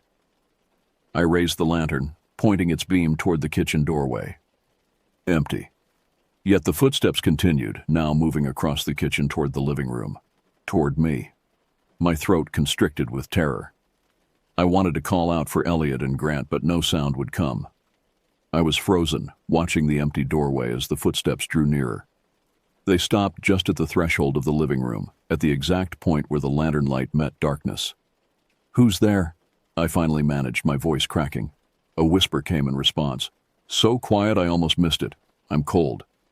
The lantern flickered, dimmed, then went out completely. In the sudden darkness, I heard the footsteps resume, now moving directly toward my chair. I scrambled backward, tripping over the coffee table and landing hard on the floor. Pain shot through my elbow, but adrenaline overwhelmed it. I crawled frantically toward where I knew the fireplace to be, hoping to find a poker, a log, anything to defend myself. My hand closed around the metal handle of the fire poker just as I felt something cold brush against my cheek, like fingers made of ice trailing along my skin. I lashed out blindly with the poker, connecting with nothing but air. The touch withdrew. The footsteps receded, moving back toward the kitchen, then up the stairs. Each creak of the steps distinct, deliberate. I fumbled with the lantern, shaking it desperately until it flickered back to life. The living room was empty. I shone the light toward the staircase, nothing visible, yet the footsteps continued their ascent. They stopped outside the bedrooms upstairs. "Grant! Elliot!" I shouted, finding my voice at last. "Wake up!" Doors flew open upstairs. Heavy footsteps, real, solid footsteps, pounded across the hall as my cousins responded to my call. "What's happening?" Grant demanded, appearing at the top of the stairs, Elliot right behind him. "There's someone in the house," I gasped, still clutching the poker. "I heard footsteps coming up the stairs, right to where you're standing." They looked at each other, then back at me, their expressions a mixture of concern and fear. "There's no one here," Elliot said gently, descending the stairs. "We would have seen them." "I heard it," I insisted, "and before that, scratching at the windows, and—" I hesitated, not wanting to sound completely unhinged. "I heard a voice. It said, 'I'm cold.'" Grant joined us in the living room, his face grim. "I believe you. After what I saw today, I believe you." We rebuilt the fire together, none of us willing to be alone. The remainder of the night passed in tense silence, all pretense of sleep shifts abandoned. We sat vigil until dawn, jumping at every sound, watching the windows and doors for any sign of intrusion. When morning finally came, we were exhausted, strung out, and no closer to understanding what was happening in this isolated cabin in the mountains. The phantom breakfast smells returned with the morning light. Stronger now, almost overwhelming. None of us mentioned it as we moved mechanically through our morning routines, brewing actual coffee and preparing a simple meal of the few provisions we had left. "We need to try the vehicles again," Grant said between bites of dry cereal. "If they still won't start, we should consider walking out. The nearest town can't be more than 10 miles. 10 miles through snow this deep?" Elliot shook his head. "That's a last resort. Someone will come looking for us by tomorrow if we don't show up back home today." "Unless they can't get their vehicles to start either," I pointed out grimly. "Whatever's affecting our trucks could be more widespread." We fell silent, considering the implications. The strange occurrences in the cabin were terrifying, but at least we had shelter, heat, and some food.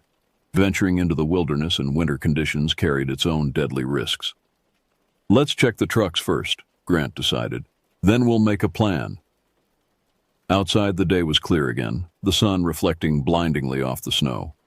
We approached our vehicles with little hope, but went through the motions anyway, turning keys in ignitions, checking connections, tapping on gauges.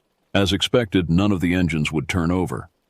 "This makes no sense," Grant muttered, slamming his truck's hood down in frustration.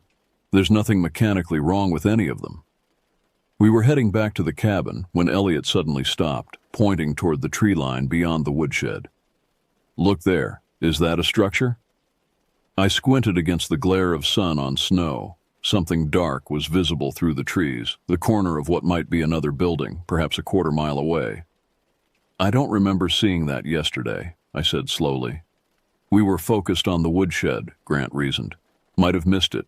Could be another cabin. Maybe someone who could help us." The decision was unanimous. We would investigate. We marked our path with broken branches stuck upright in the snow, creating a trail we could follow back if visibility decreased. The trek was difficult, the snow reaching mid-thigh and some drifts, but determination pushed us forward. As we drew closer, the structure took shape, not a cabin, but a small, weathered house. Its windows were dark, the paint peeling from its wooden siding. It had clearly been abandoned for some time, yet somehow had escaped the notice of whoever maintained Uncle Philip's property. The front door hung partially open, swollen with moisture and unable to close properly. We approached cautiously, calling out to announce our presence, though we were fairly certain no one would answer. "Hello? Anyone here? We need some help." Silence greeted us. Grant pushed the door wider, and it groaned in protest as we entered. The interior was a single room, a small rustic dwelling with basic furnishings covered in dust and cobwebs. A cast-iron stove stood against one wall, a bed against another. A simple wooden table with 2 chairs occupied the center, and shelves lined with preserved foods and supplies covered another wall. "Looks like some kind of caretaker's house," Elliot suggested, examining the space. "Probably abandoned when they built the larger cabin." I moved toward a small desk in the corner, where papers were scattered in disarray. Most were too water-damaged to read, but a few remained legible. Property records, maintenance notes, and personal correspondence dating back to the 1980s. One envelope caught my attention. Yellowed with age, but protected from the worst of the elements by the desk drawer it partially protruded from. I carefully extracted it, finding a newspaper clipping inside, along with a handwritten letter. The clipping, dated January 12, 1982, bore the headline, "Woman Found Frozen Near Mountain Cabin." I read it aloud to the others. The body of Josephine Harlow, 34, was discovered yesterday morning approximately 100 yards from her residence in the Sawyer Mountains. Authorities believe Harlow became disoriented during the severe blizzard that hit the region last weekend. She was found wearing only a nightgown, having apparently left her home without proper attire. Harlow lived alone in the remote location following the death of her husband 3 years prior. Neighbors report she had become increasingly reclusive and erratic in recent months. The county coroner listed cause of death as hypothermia. A chill that had nothing to do with the temperature ran through me as I turned to the letter. It was addressed to someone named Arthur, dated 1 week before the newspaper article. "Arthur, I cannot stay here another night. The solitude was bearable at first, even welcome after John's passing. But something has changed. I hear cooking in an empty kitchen. The vehicles won't start without reason. And most troubling, I've begun to see a figure standing at the edge of the property, a woman in white who vanishes when approached. I fear for my sanity. I've called the property office to terminate my caretaking position. I'll leave as soon as the road's clear. Please check on me if you don't hear from me by the 10th. Josephine." My hands trembled as I finished reading. We stood in stunned silence, the implications sinking in like a stone in deep water. "She experienced the same things we are," Grant whispered, 40 years ago. "And then she died in the snow," Elliot added, his voice hollow, trying to escape whatever was happening. I reread the letter, a terrible understanding dawning. The woman in white that Josephine saw, what if that's who you saw at the woodshed? What if that's who I heard last night? "But Josephine died," Grant said slowly. "She was found frozen in her nightgown." The realization hit us simultaneously. The woman in the white nightgown seen by Grant, by Uncle Philip's son, perhaps by countless others over the years, was Josephine herself. "We need to get back to the cabin," I said urgently. "Pack our things and try the trucks again. If they won't start, we need to stay put and wait for help." "What if help doesn't come?" Elliot asked, voicing the fear we all shared. "Then we stay together," I insisted. "No matter what happens, we stay together." We left the caretaker's house with the letter and newspaper clipping, following our marked path back to the cabin. The day was advancing, the sun beginning its descent toward the western horizon. We had perhaps 4 hours of daylight left. None of us spoke of what we'd found, but a shared understanding hung in the air between us. We weren't dealing with imagination or coincidence. Something inexplicable was happening in these mountains, something that had claimed at least one life before, and we were trapped in the middle of it. The remainder of Saturday passed in tense anticipation. We gathered our belongings, packed our vehicles, and prepared for either rescue or another night in the cabin. The strange occurrences continued. Phantom cooking smells wafting through the kitchen, unexplained footsteps on the stairs, the occasional glimpse of something white moving at the periphery of our vision. But understanding the history somehow made it more bearable. The terror remained, but it was tempered by a kind of sad comprehension. Josephine Harlow had died, trying to escape something she couldn't understand. We were determined not to share her fate. We maintained the fire, conserved our remaining food, and kept constant watch on each other and our surroundings. As night fell, we agreed to sleep in shifts again, but this time, no one would be alone. 2 awake, 1 asleep, rotating every 3 hours. The scratching returned at the windows after midnight, more insistent now, almost desperate. The temperature inside the cabin dropped dramatically despite the fire, our breath visible in the air. "I'm cold," came the whisper from the kitchen, audible to all of us this time. So cold. None of us responded. What could we say to a voice from beyond death? To a woman who had died in the snow 4 decades ago, trying to escape the very phenomena she now seemed to perpetuate? The night stretched endlessly, each hour an exercise in endurance. When dawn finally broke on Sunday morning, we were exhausted but alive, and filled with renewed determination to leave this place. "Let's try the trucks one more time," Grant suggested as the first light filtered through the windows. Together. We stepped outside into the bitter morning air. The snow had hardened overnight, a thin crust of ice forming over its surface that crunched beneath our boots. The sky was clear, promising another deceptively beautiful winter day. We approached my truck first, all 3 of us standing beside it as I inserted the key into the ignition. I took a deep breath, offered a silent prayer to whatever might be listening, and turned the key. The engine roared to life immediately, as though it had never had a problem. We stared at each other in disbelief, then rushed to the other vehicles. Each started perfectly, engines purring in the cold morning air. "I don't understand," Elliot said, shaking his head. "Why now? What changed?" I thought about Josephine's letter, about her plans to leave when the roads cleared. Maybe she just wanted company, someone to understand what happened to her. Or maybe she's warning us, Grant suggested quietly, making sure we don't stay too long, like she did. We didn't linger to theorize further. We closed up the cabin, leaving it exactly as we'd found it, apart from our depleted firewood and food supplies. No one suggested returning for Uncle Philip's key. We left it on the kitchen table, eager to put distance between ourselves and this place. As I was about to climb into my truck, I turned for one last look at the cabin. A movement caught my eye, a figure in the kitchen window watching us, a woman with long brown hair wearing what appeared to be a white nightgown. She raised her hand slowly, palm pressed against the glass. I didn't tell the others. Some things are better left unshared. Instead, I raised my own hand in a mirroring gesture, an acknowledgement, a farewell. Our convoy pulled away from the cabin, tires crunching on hardened snow. No one spoke on the drive back to town, each of us processing what we'd experienced in our own way. We parted with brief, awkward hugs and promises to call later, but we never really talked about it again, not in any meaningful way. What was there to say that wouldn't sound insane to anyone who hadn't been there? How could we explain the inexplicable? Uncle Philip called me a month later to say the cabin had been sold to developers. 6 months after that, he mentioned casually that the new owners had demolished it, planning to build a more modern structure in its place. The demolition had been complicated by an unexplained fire that consumed what remained of the old cabin.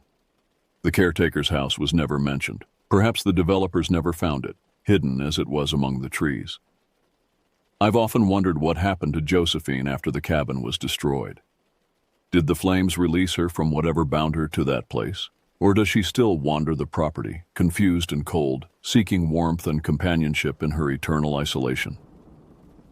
I don't know if I'll ever return to the Sawyer Mountains to find out. Some questions are better left unanswered. But on cold January nights, when the wind howls outside my window, I sometimes catch the faint scent of bacon frying, eggs sizzling in a pan.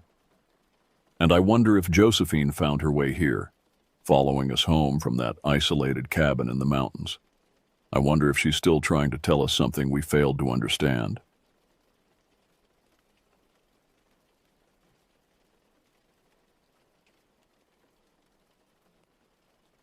At 19 years old, I thought I knew what fear was. I was wrong. What happened to me and my family during our vacation in the remote wilderness of northern Maine in July 2023 changed everything I believed about the world and the things that lurk in the darkest corners of it. My name is irrelevant now. What matters is what I survived. I was traveling with my family, my mother, a nurse who had worked double shifts for months to afford this trip, my twin siblings Blake and Maya, both 16 and inseparable, and my uncle Derek, my mother's younger brother, who had been living with us since losing his left arm in a construction accident 2 years prior. The drive to our rental cabin took nearly 8 hours through increasingly desolate back roads. Blake and Maya had fallen asleep in the back seat hours earlier, their heads leaning against opposite windows. The silence in the car was heavy, broken only by the hum of tires on asphalt and the occasional crackle of static from the radio as we drove deeper into areas where cell towers were sparse. Uncle Derek sat in the passenger seat, his remaining hand drumming nervously against his thigh. He'd been different since the accident. Quieter, more prone to staring into empty space. The doctor said phantom limb syndrome was normal, but I wondered if losing part of yourself changed more than just your body. "How much further?" my mother asked, her voice tight with exhaustion. Dark circles had formed under her eyes, and her knuckles were white against the steering wheel. "GPS says 47 minutes, I replied, though the device had been glitching for the past hour, sometimes showing us on roads that didn't exist, sometimes losing our location entirely. The landscape outside grew more forbidding with each mile. Towering pine trees pressed close to the narrow road, their branches intertwining overhead to form a canopy so thick that even in mid-afternoon, we needed headlights. Occasionally, we'd pass a mailbox or a dirt driveway disappearing into the woods, but no houses were visible from the road. "This place better be worth it," Uncle Derek muttered, flexing his remaining fingers. "Middle of nowhere doesn't begin to cover it." The cabin appeared suddenly as we rounded a sharp curve, sitting on a small clearing beside a lake that stretched beyond our vision into the gray distance. The building was older than the rental photos had suggested, weathered cedar siding and a sagging front porch that creaked even in the absence of wind. A hand-painted sign near the driveway read, "Cedar Point Cabin, Estor 1987. Blake and Maya woke as we pulled into the gravel driveway, both rubbing their eyes and looking around with the disorientation of long sleep. "Are we there?" Maya asked, her voice thick with sleep. "Finally," my mother said, turning off the engine. The sudden silence felt oppressive after hours of road noise. Even the lake was unnaturally still, its surface like black glass reflecting the overcast sky. Uncle Derek climbed out first, fishing the keys from his pocket with his good hand. The front door was solid wood, painted forest green but chipped and faded. As he struggled with the lock, I noticed deep scratches in the wood around the door frame, not from keys, but something else, something with claws. "Mom, I'm going to take a walk," I said, needing to stretch my legs and escape the oppressive feeling that had settled over me since we'd arrived. "Don't go far," she replied, already helping Blake and Maya gather their bags. "And stay away from the water until we check how deep it is." I nodded and headed toward the tree line behind the cabin. The forest was dense, with undergrowth that hadn't been cleared in years. Fallen logs lay across faint paths, and spiderwebs stretched between branches at head height. The air smelled of decay and damp earth, with an underlying odor I couldn't identify, something organic and unpleasant. 20 yards into the forest, I stopped. The trees here were enormous, some so wide I couldn't have wrapped my arms around them, even with help. But it wasn't their size that made me pause. It was the damage. Deep gouges scored the bark of nearly every tree, starting about 7 feet from the ground and extending upward as far as I could see. They were too wide to be from any animal I knew, and too deep to be from tools. Some of the marks were fresh, with sap still bleeding from the wounds. Others were older, the wood blackened and infected looking. I approached one of the damaged trees, running my fingers along the gouges. They were smooth, as if something had carved them with surgical precision. The spacing suggested claws, but claws unlike anything I'd ever seen. Each mark was nearly as wide as my thumb, and they were arranged in sets of 4. The feeling started then, a creeping sensation that I was being watched. I turned slowly, scanning the forest around me. Nothing moved except for the gentle sway of branches in a breeze I couldn't feel. But the sensation persisted, growing stronger with each passing moment.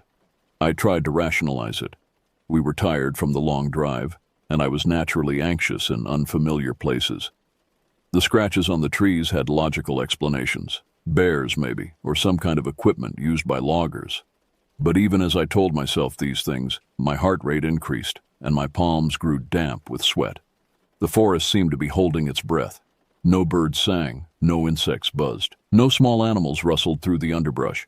The only sound was my own breathing, which seemed unnaturally loud in the stillness. I backed away from the tree and began walking deeper into the forest, drawn by a morbid curiosity I couldn't explain. The path, if it could be called that, wound between massive tree trunks and over fallen logs slick with moss. The canopy above was so thick that very little light penetrated, creating a perpetual twilight even in the middle of the day. 30 yards from the cabin, I found something that made my blood freeze. A clearing, roughly circular, where nothing grew. The ground was bare earth, packed hard as concrete. In the center lay the remains of what might once have been a deer, but the bones were wrong, too large, arranged in patterns that defied nature. I should have turned back then. Every instinct screamed at me to run, to grab my family and leave this place immediately. Instead, I crept closer, drawn by the same terrible curiosity that makes people slow down to stare at car accidents. The bones were white, bleached clean by time and weather, but they weren't scattered randomly as they would be if predators had been at the carcass. They were arranged deliberately, almost ceremonially. The skull sat atop the rib cage, facing the forest. The leg bones formed a perfect square around the remains. Something had done this. Something intelligent. I stumbled backward, my foot catching on a root. As I fell, my hand landed on something soft and wet. I looked down to see a pile of what looked like shed skin, translucent and flexible. It was roughly the size of a garbage bag, but the texture was wrong. Too smooth, too uniform. The watching sensation intensified until it felt like physical pressure against my skull. I scrambled to my feet and ran, crashing through underbrush and leaping over fallen logs. Branches whipped at my face and arms, but I didn't slow down until I burst from the tree line into the clearing around the cabin. My family was on the porch, unloading the last of our supplies. My mother looked up as I approached, her expression immediately shifting to concern. "What's wrong? You look like you've seen a ghost." I wanted to tell her about the bones, the shed skin, the feeling of being watched. Instead, I forced a smile and shook my head. "Just tripped over a root. Forest is pretty dense back there." Uncle Derek was struggling to carry a cooler with his one good arm. I helped him get it inside, grateful for the distraction. The cabin's interior was rustic but clean, knotty pine walls, a stone fireplace, and furniture that looked like it had been there since the 1980s. "This place has character," my mother said, but her voice lacked conviction. Even she seemed to sense something off about our surroundings. That evening, we made dinner on the propane stove and ate by the light of kerosene lamps. The cabin's electricity was unreliable, and the generator was too loud to run after dark. Blake and Maya seemed unaware of the tension that had settled over the rest of us, chattering about their plans for the next day.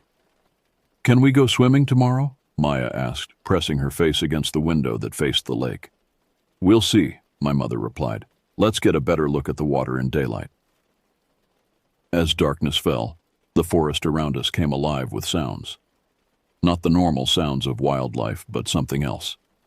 A rhythmic scratching that seemed to come from all directions at once. Uncle Derek noticed it too, his head tilting as he listened. "Probably just branches rubbing together in the wind," he said, but his voice was uncertain. The scratching continued for hours, sometimes fading to almost nothing, sometimes growing so loud it seemed to vibrate through the cabin walls. None of us slept well that first night. I lay in the bottom bunk. Blake had claimed the top, staring at the ceiling and listening to the sounds outside. Around 2 in the morning, the scratching stopped. The silence that followed was even more unsettling than the noise had been. I must have finally drifted off because I was awakened by the sound of the front door opening. I checked the clock, 3:17 a.m. Blake was snoring softly in the bunk above me, and Maya was curled up in the single bed across the room. I slipped out of bed and crept to the window.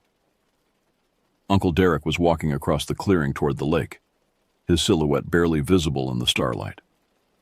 Without thinking, I pulled on my shoes and followed him outside. The night air was much colder than I'd expected, and my breath came out in visible puffs. The scratching sounds had been replaced by a different noise, a low, rhythmic groaning that seemed to come from the direction of the lake. I caught up with Uncle Derek about halfway to the water's edge. He was standing perfectly still, staring out at the lake's surface. Up close, I could see his face was pale, and his eyes were wide with terror. "Derek?" I whispered. "What are you doing out here?" He turned toward me slowly, as if waking from a dream. I had to come out here. Something was calling me. We stood together by the water for nearly an hour, neither of us speaking. The groaning sounds continued, sometimes seeming to come from the lake itself, sometimes from the forest behind us. Uncle Derek's hand shook as he wiped sweat from his forehead despite the cold. "We should go back inside," I finally said. The feeling of being watched had returned, stronger than ever. I could feel eyes on us from multiple directions, though I couldn't see anything in the darkness. Uncle Derek nodded, but as we turned to head back to the cabin, he suddenly broke into a run. I started to follow, but something slammed into my back with tremendous force, driving me face first into the ground. The impact knocked the wind from my lungs and filled my mouth with dirt and dead leaves. I tried to push myself up, but an enormous weight settled on my back, pinning me down.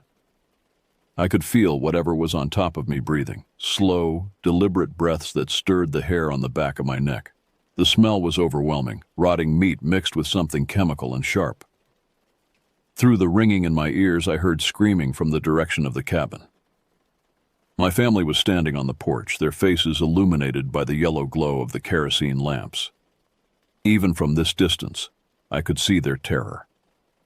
The weight on my back shifted, and I felt something rough and scaly brush against my neck. Then came the sound, a low rumble that I felt in my bones as much as I heard it. It was like the purring of a giant cat, but wrong in every way that mattered. Hot breath washed over my face as something leaned down close to my ear. I squeezed my eyes shut, certain I was about to die. Instead, I felt a sharp pain across my shoulder blades as claws raked through my shirt and into my skin. Then the weight was gone. I lay there for what felt like hours, but was probably only seconds, not daring to move. When I finally opened my eyes, I saw a massive shape moving through the trees at the forest's edge. It was too dark to make out details, but I caught glimpses of yellow eyes reflecting the lamplight from the cabin. Uncle Derek reached me first, his face white with shock. Oh God," he kept repeating as he helped me to my feet. "Are you hurt? Can you walk?" I nodded, though my legs were shaking so badly I could barely stand. Together, we stumbled back to the cabin where my mother was waiting with a first aid kit. The scratches on my back were deep enough to require cleaning and bandaging, but not serious enough for stitches. None of us slept for the rest of that night. We barricaded the doors and windows, pushing furniture against them until the cabin felt like a fortress. Uncle Derek sat by the front window with a kitchen knife, his hand trembling as he watched the tree line. "What was that thing?" Maya whispered, her voice barely audible. She and Blake huddled together on the couch, their faces pale in the lamplight. "I don't know," I replied, and it was the truth. Whatever had attacked me was unlike anything I'd ever seen or heard described. It was too large to be a bear, too intelligent to be a wild animal, and too real to be a figment of my imagination. The scratching sounds returned with the dawn, but now they were accompanied by other noises, thuds against the cabin walls, the sound of something large moving through the underbrush, and occasionally a low growling that seemed to come from directly outside whichever window we were nearest. My mother tried to use her cell phone to call for help, but there was no signal. The landline was dead, and the cabin's radio picked up nothing but static. We were completely cut off from the outside world. "We need to leave," Uncle Derek said, his voice hoarse from exhaustion. "Pack everything. We're getting out of here." But when we looked outside, we discovered that leaving wasn't an option. Our car sat in the driveway, but all 4 tires had been slashed, long, deep cuts that went all the way through the rubber. The same claws that had marked the trees had made these cuts. "It doesn't want us to leave," Blake said, voicing what we were all thinking. The attacks continued throughout the day. Sometimes we'd hear scratching at the roof, as if something enormous was walking across the shingles. Other times, shadows would pass by the windows, shapes too large and moving too deliberately to be anything natural. We rationed our food and water, not knowing how long we'd be trapped. The generator fuel was running low, and the kerosene lamps wouldn't last much longer. Soon, we'd be in complete darkness with whatever was outside. On the 3rd day, Uncle Derek made a decision that probably saved our lives. He'd been studying the creature's patterns, timing its movements around the cabin. "It's always on the forest side," he said. "It doesn't go near the lake during daylight." He was right. Whatever was stalking us seemed to avoid the water, staying in the trees where it could remain hidden. If we could make it to the lake, we might be able to work our way around to one of the other cabins we'd seen when we arrived. We waited until midday, when the creature seemed to be least active. Uncle Derek went first, moving quickly but quietly toward the water's edge. One by one we followed, staying low and keeping to the most direct path possible. The lake was shallow near the shore, with a rocky bottom that made walking difficult. But we followed the shoreline for nearly 2 miles, staying in the water where our scent would be harder to track. Behind us, we could hear crashing sounds from the forest, as if something large was moving parallel to our path. The first occupied cabin we reached belonged to an elderly couple from New Jersey. They took one look at our condition and immediately offered help. While the man called the police on his working phone, his wife tended to our cuts and exhaustion. The police arrived within an hour, but by then, whatever had been stalking us was gone. They found our cabin exactly as we'd left it, with all our belongings still inside. The car tires were slashed, just as we'd described, and there were indeed scratch marks on the trees. But they found no other evidence of the creature. No footprints, no hair samples, no clear explanation for what had happened to us. The official report listed the incident as possible bear encounter with property damage. I know what attacked us wasn't a bear. Bears don't arrange bones in patterns, don't slash car tires to prevent escape, and don't stalk families with the calculated intelligence we experienced. But I also know that some things are too far outside normal experience to be believed. We never returned to collect our belongings. 6 months later, I still have nightmares about yellow eyes watching from the forest. The scars on my back serve as a permanent reminder that there are things in this world that science hasn't cataloged, things that hunt in the deep places where humans rarely go. I'm sharing this story not to convince anyone of anything, but as a warning. If you ever find yourself in a remote area and feel like you're being watched, trust that instinct.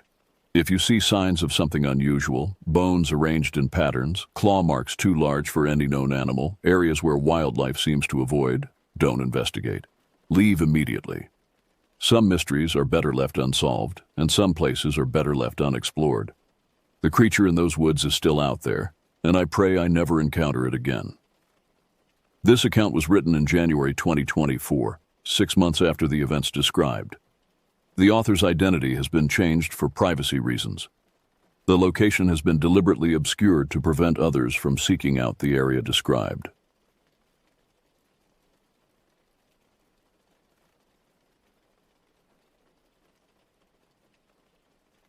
My name is Alex Walker, and I'm 32 years old. I live in a small apartment in Asheville, North Carolina, barely scraping by on my meager salary as a park ranger. I took this job out of desperation a few years ago when I couldn't find any other work. The pay is low and the hours are long, but I do love being out in nature. Hiking and camping are my passions.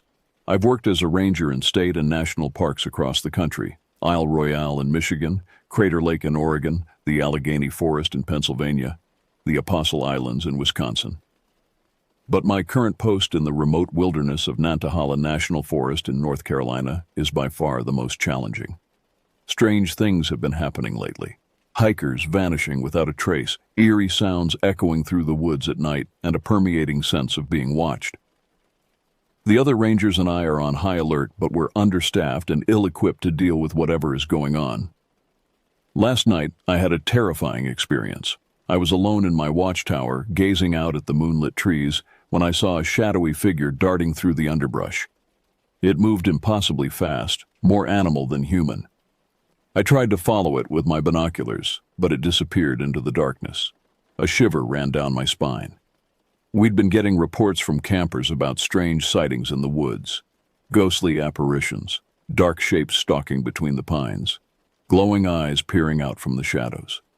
The old-timers in the nearby town spoke of ancient legends, evil spirits that roamed the forest, seeking lost souls to drag into the depths. I'd always dismissed such tales as superstitious folklore, until now. Something is out there in those woods. Something unnatural. I can feel it in my bones. It's my job to keep the park visitors safe. But how can I protect them from an unknown threat? I radioed the central office, requesting backup and search parties to find the missing hikers. But so far my calls have gone unanswered.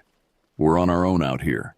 Just me, a few other rangers, and the eerie presence lurking in the wilderness, waiting to strike. I've started keeping a journal to document the strange occurrences in case something happens to me.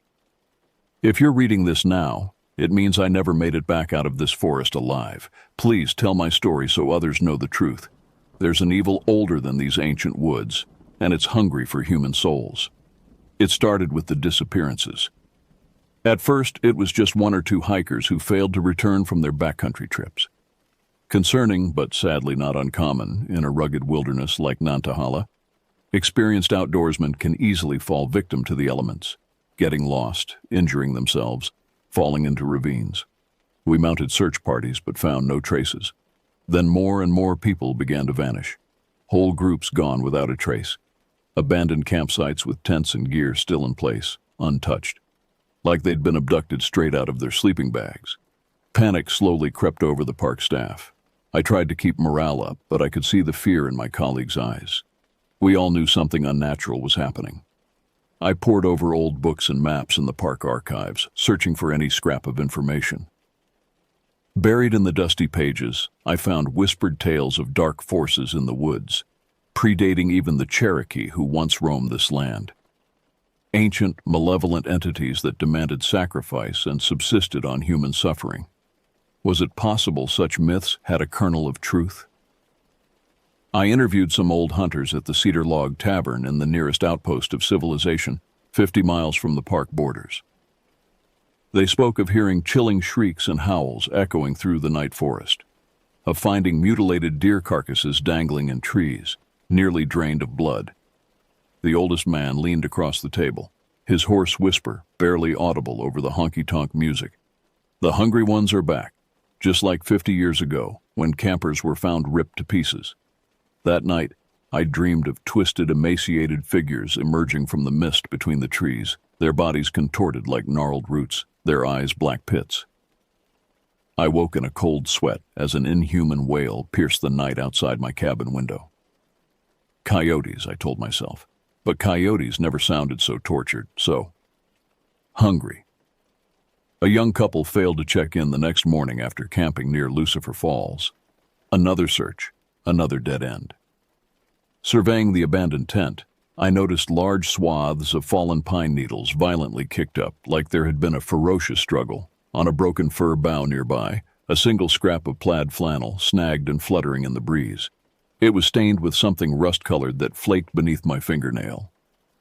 My heart turned to black ice. I'm patrolling the park trails from dawn till dusk now, my senses on high alert, jumping at every snapped twig and bird call. I've started carrying my loaded hunting rifle, even though it's against protocol. The forest seems to close in around me, the shadows between pines deepening even at noon. I know I'm being stalked by an evil that's always just out of sight, waiting for me to let my guard down.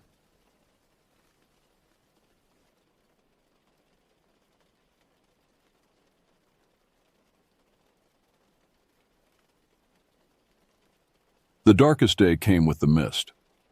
I awoke to find the world outside my cabin window erased, replaced by a thick silver fog that swallowed all sound and light. Uneasily, I made my way to park headquarters to check in with the superintendent and other rangers, but the outpost stood deserted, chairs knocked over, papers scattered, no vehicles in the parking lot, no tracks in the muddy gravel besides my own. Fighting rising panic, I tried the radio. Only harsh static answered. All the Park Service channels, dead air. I was alone in a silent sea of fog and trees, the weight of solitude crushing my chest. With an ominous sense of déjà vu, I recalled my night terrors about shambling, hungry shapes in the mist. The hair on my nape prickled. I spent hours fruitlessly searching for any sign of my co-workers or campers throughout the shrouded forest, calling until my voice went hoarse. Nothing but the echo of my own desperation amid the dripping leaves.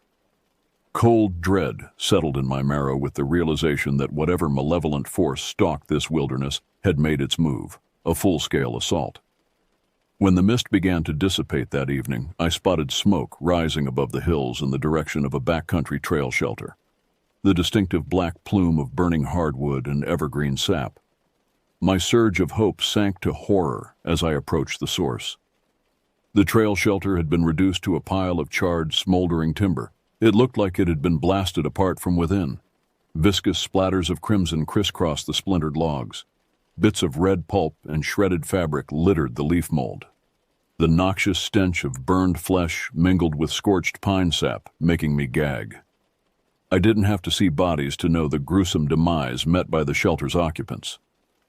A faint, gurgling moan made me spin around, reaching for my rifle. There between two pines, a figure crouched over the prone form of a man in a ranger uniform, its spindly hands working in jerky motions. In the dying light, I glimpsed ash-gray skin, skeletal limbs, a head like a grotesque gourd. The thing whipped around to face me, black eyes glittering like beetle shells above a lamprey mouth lined with needle teeth. Blood dripped from its chin. I fired on pure instinct. The bullet punctured the entity's chest with a wet thud, sending it staggering back into the shadows, but it did not fall. To my horror, the dark hole in its emaciated sternum sealed shut like a zipper, edges of fetid gray flesh knitting together. A wheezing rattle issued from its throat, building to an enraged shriek that sent every bird erupting from the treetops in a cacophony of alarm calls. Then it charged me, moving with a jerky marionette gait almost too fast to track. In sheer panic, I turned and ran, sprinting wildly through the trees as the creature's shrieks and loping footfalls echoed behind me. Branches slapped my face and snagged my uniform. My heart felt like it would explode. Ahead through the blue twilight, I spotted a two-track dirt road, one of the backcountry access routes.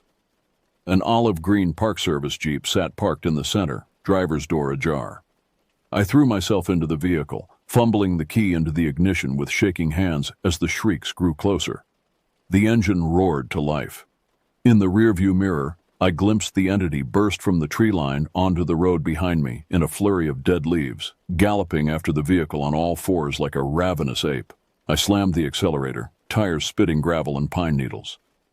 The thing kept pace for a few yards, its banshee screams ripping the dusk before falling away in the dust.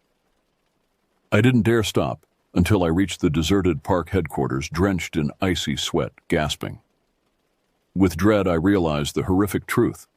One of the ancient hungry ones from folklore had risen from its long sleep, and its ravenous brethren would soon follow. The primal evil that haunted this forest was real, and now it knew I was here, fighting it. There would be no help or backup.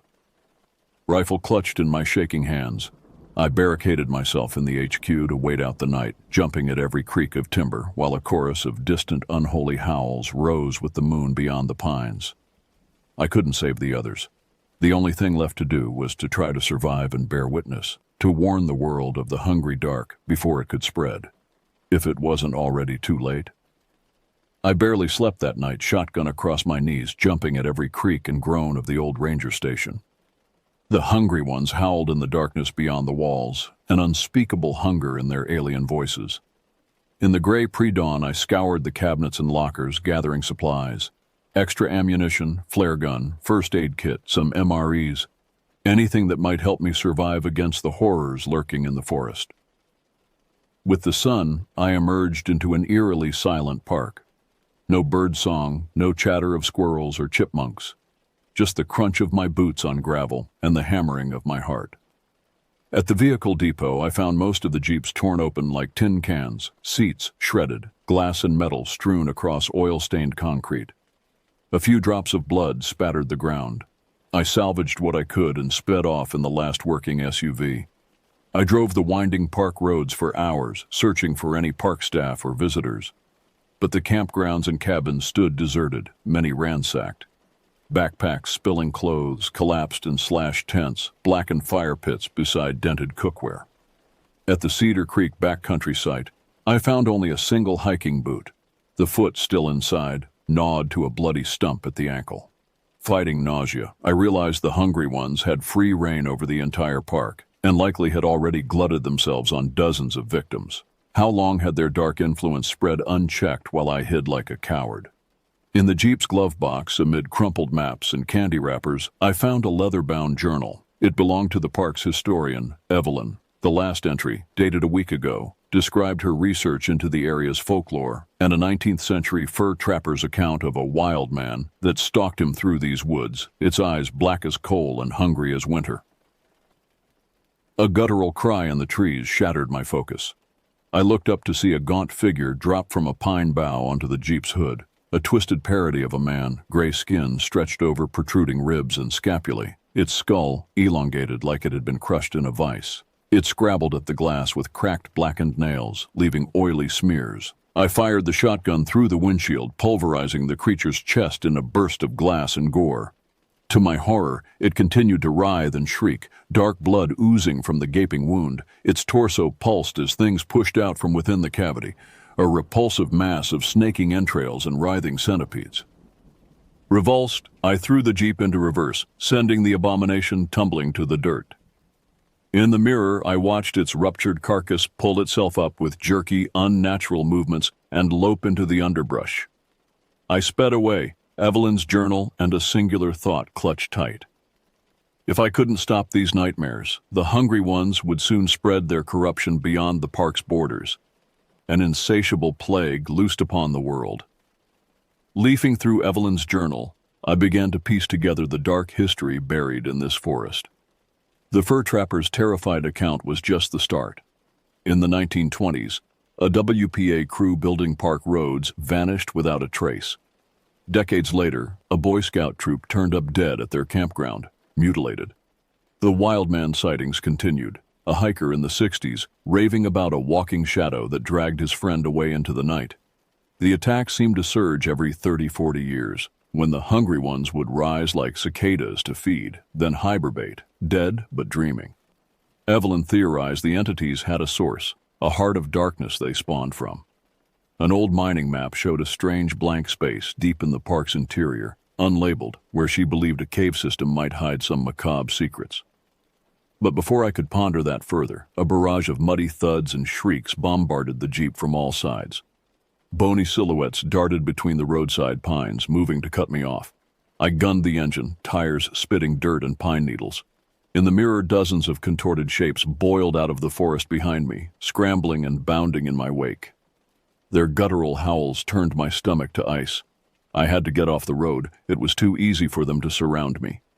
I turned down a narrow spur track into the west quarter of the park, bouncing over ruts and sending saplings scraping the undercarriage. My knuckles ached from gripping the steering wheel. The trail dead-ended at a ranger watchtower. I leapt from the Jeep and scrambled up the rickety stairs. The tower's plywood shelter was barely 4 feet square, a cramped cube with screened window slits on each wall. I barricaded the trapdoor with my pack and extra MRE rations just as the first of the creatures burst from the tree line. They came in a ravenous wave of writhing limbs and gnashing teeth, hurling themselves at the tower's base. It shuddered under their impact. Pallid hands scrabbled at the support posts. Malformed skulls gnashed and clacked, splintering wood. The air filled with their gibbering and my stuttering breath. I emptied my shotgun into the mass, the muzzle flash painting freeze frames of hellish faces and ruptured bodies that refused to die. Claws gouged the floor inches from my feet. I stabbed and kicked, my boots finding spongy flesh and brittle bonework that re-knit before my eyes. The tower's supports splintered.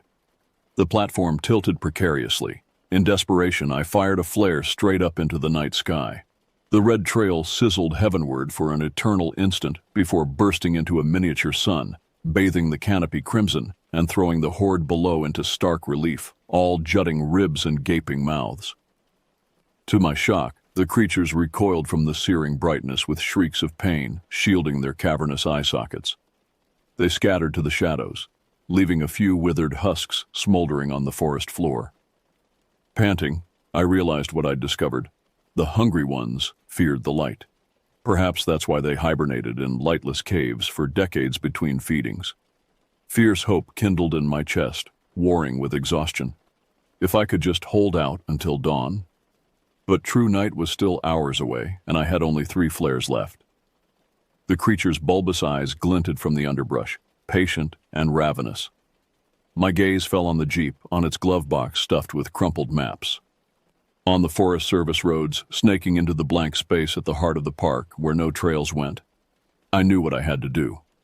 I had to take the battle to the hungry one's lair, face the source of their evil. It was time for this nightmare to end, one way or another. Evelyn had given her life to find the truth. Now it was up to me to ensure her sacrifice wasn't in vain, and that the world would never fall victim to the hungry dark waiting in these woods. I leapt from the watchtower and sprinted for the Jeep, flare gun gripped tight. The hungry ones surged from the shadows in my wake, their grasping claws snatching at my heels. I vaulted into the driver's seat and slammed the door just as a gnarled fist punctured the window, showering me with cubes of safety glass.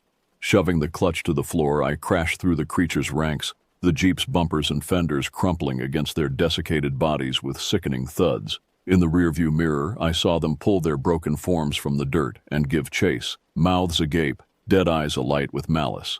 I sped down the eroded mining track that snaked northeast through the forest, tires spinning on layers of mulched leaves and mud. According to Evelyn's maps, these trails led to a series of abandoned hematite mines from the 1800s, and a cursed cave sacred to the hungry ones. With grim resignation, I knew I had to find their foul grotto and destroy it, or die trying. There could be no other end. The road gradually deteriorated into sluices of scree and sapling scrub. Beyond the Jeep's bloodied headlights, the inky tree line crowded close. Things moved in the roadside bracken, darting shadows and spidery limbs and unblinking eyes. They were pacing me, herding me deeper into their dark heart. The Jeep bounced and shuddered up an incline of muddy ruts. I crested a ridge, and below in the headlight beams sprawled a lost mining settlement reclaimed by the elements. Heaps of rotting timbers, collapsed stone chimneys, rusted machinery upthrust from the soil like the fossils of strange beasts. A few fungal phosphorescents glowed in the chinks and shadows. Nothing human had trod this blighted ground in a century. I stopped the Jeep at the camp's moldering fringe and stepped out into a silence thick as loam. No more howls or rustling in the underbrush, just the whisper of wind through desiccated boughs and the creak of my boots on ancient boards. The hungry ones had withdrawn for now, knowing their quarry could flee no further. With the finality of a tomb door closing, I entered the largest ramshackle structure, perhaps once the mining office.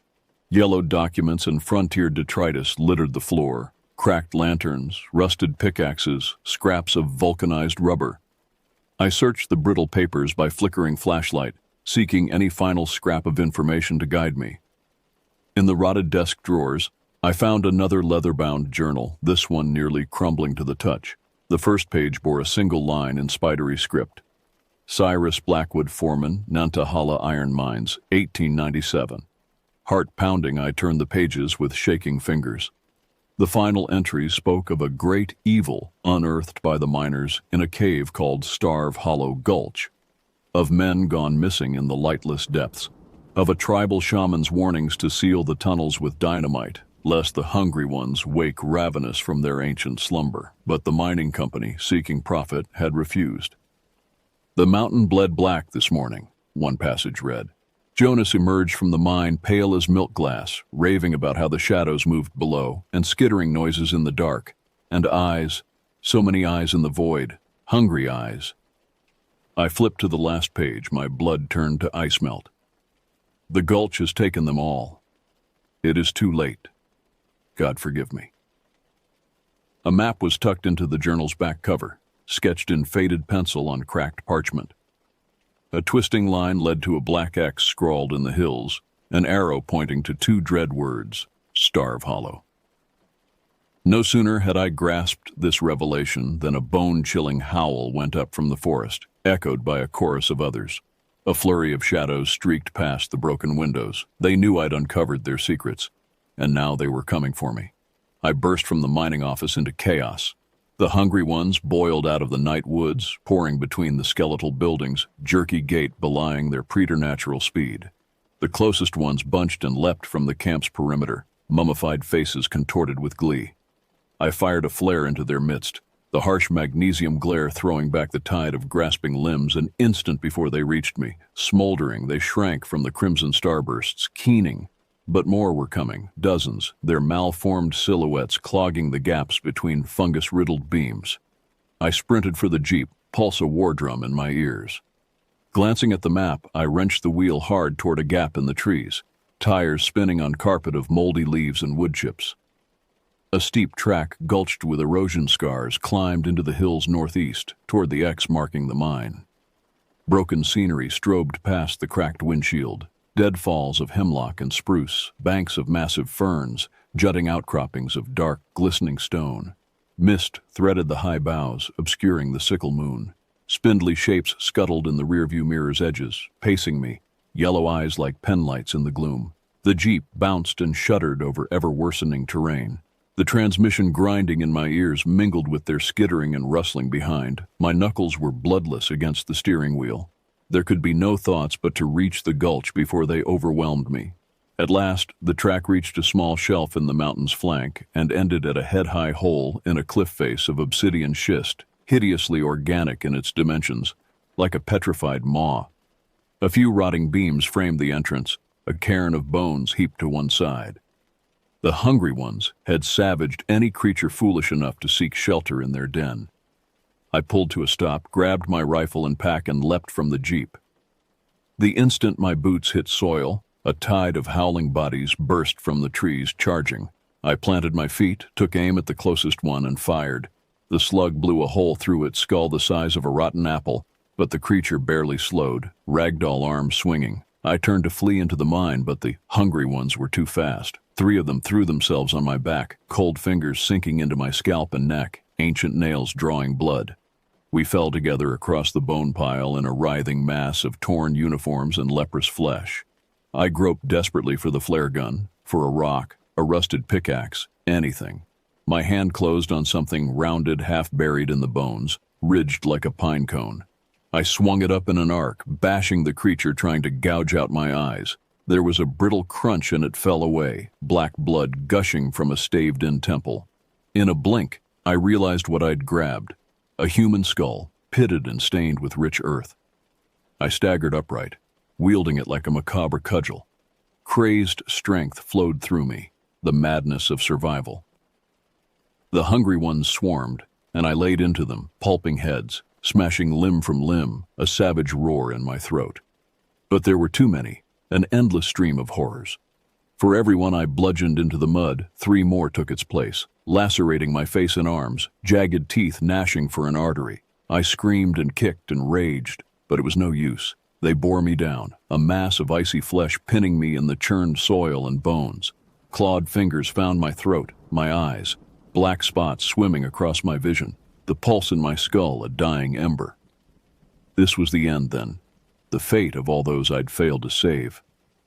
I would be rendered and devoured, my tattered remnants left to molder at the entrance of their vile gulch, just one more forgotten victim. With my last fading thought, I raised my head and sank my teeth into the fetid wrist, throttling me, biting until I tasted ash and spoiled meat. The creature reared back, screeching, and in that infinitesimal instant of freedom I flung myself toward the mine entrance, a final spasm of defiance. I hit the gravelly floor of the tunnel in a limp roll and scrambled deeper into the inky maw on all fours, gravel and stony shards cutting my palms. Behind me, the hungry ones seethed at the threshold, their luminous eyes and nails floating in the blackness. But they did not follow. Some invisible barrier seemed to hold them at bay, repelling them like matched magnets.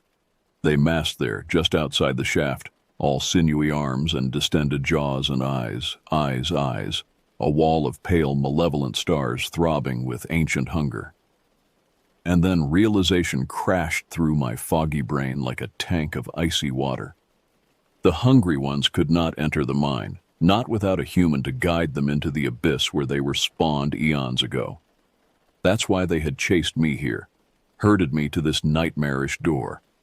I was to be their key, their vessel to unleash their charnel foulness on the world again. Despair pressed me to the cold stone, heavy as a yoke of iron and just as unyielding. Hot tears spilled down my ravaged cheeks.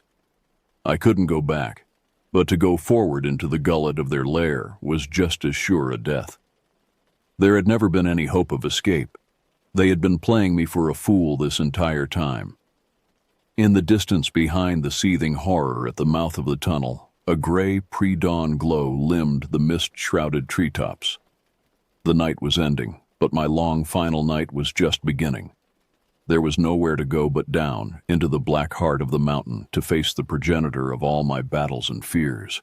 I stood on quaking legs, drawing my last threads of courage around me like a tattered cloak.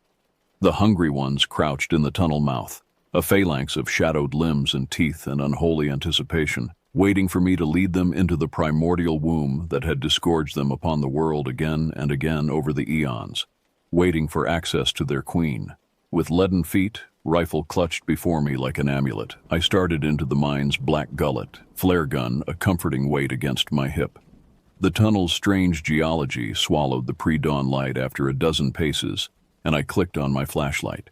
The bobbing orb illuminated close-pressing walls of rippled obsidian, glinting like black ice. Behind me, I heard the hungry ones surge forward into the shaft, their long-denied homecoming a tide of scraping claws and gnashing teeth and guttural snarls. They dogged my stumbling steps, pacing me, cruel eyes boring into my back with palpable weight. One reached out to stroke my neck with a palsied hand, glee and hunger pulsing in its caress. The tunnel wound down in serpentine coils, the floor alternately natural shale and rotted wooden slats. A foul miasma hung in the air, ripe with the musk of centuries' undisturbed loam and ancient decay. The walls grew damp, beaded with an oily sheen. Puddles in the uneven floor held floating clouds of luminescent spores, eldritch will-o-wisps. Time lost all meaning in that abyssal maw. I wandered in the press of dripping stone and Venus roots and grasping fungal blooms for an eternity, each bend in the passage revealing only more of the same black nightmare. The skittering of my unnatural entourage receded to a background drone, though I could feel the heat of their covetous gazes. At last, the tunnel opened into a vast sunken vault, the space shot through with curtains of phosphorescent mushrooms and ropes of calcite. A few rotting wooden structures dotted the cavern's edges, collapsed lift scaffolds, a few stacks of crumbling barrels, and at the chamber's nadir, a roiling black lake, its surface pocked with skeletal shapes. I crept to the edge of the subterranean mirror and shone my light into the icy depths. Suspended in the peaty water like macabre ornaments were dozens of human remains in varying states of decay. The missing hikers, my fellow rangers, their open mouths frozen in eternal screams. As I watched, a few sank into the black murk, while others rose as if on puppet strings to take their place. And I knew then the terrible truth. This was how the hungry ones replenished their ranks after each cyclical culling. The icy waters preserved their fleshy shells, while the pit of roots, as the tribal legends called it, nourished the evil animating them from below. A self-sustaining colony of darkness defiling the land's forgotten corner. As the revelation crashed over me, I felt my strength give out at last. I couldn't fight this. Couldn't overcome a malignance that had festered in the depths for untold centuries before humanity's first footprints in the loam. All my efforts had been futile. Evil would always grow again in the cracks, the shadows, the blind spaces beneath the world. I sank to my knees at the pit's edge, watching the bobbing husks of those I had failed. The hungry ones fanned out around me, a susurrating, gleeful mass, waiting for me to surrender myself to the black water, to join my friends in their numb, blind servitude, waiting to be loosed upon the world in a dark tide by the lifting of the last human obstacle. In my despair, my gaze fell on the rotting timbers at the cavern's fringe, and Evelyn's final words echoed in my exhausted brain. The shaman urged us to seal the tunnels with dynamite lest they wake ravenous. And like a lightning strike, desperate purpose galvanized my nerves, sent power surging back into my drained limbs. Seal the tunnels. I still had one card left to play, a final sheaf to lay upon this dark altar. I lunged for the nearest stack of decaying barrels, the hungry ones scattering in surprise. A few bore faded labels in archaic script. Danger, explosives. Weeping with mad hope, I ripped the cap from my flare gun and rammed the phosphorus tip into the wood's soft rot, crimson flame blooming. As the conflagration spread, I dashed to the next stack and repeated the process, trails of sparks chasing me.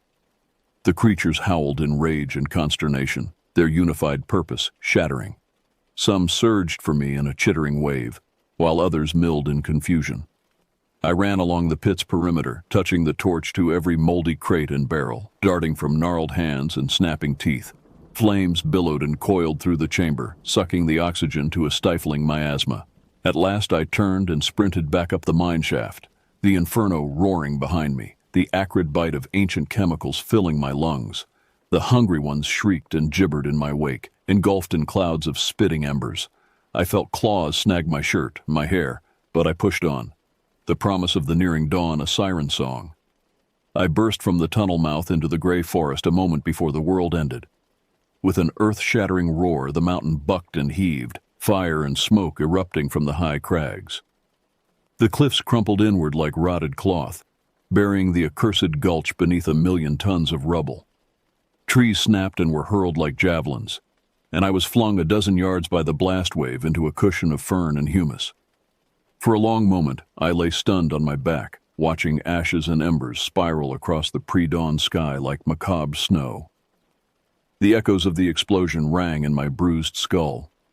Slowly, shakily, I sat up, marveling at my survival.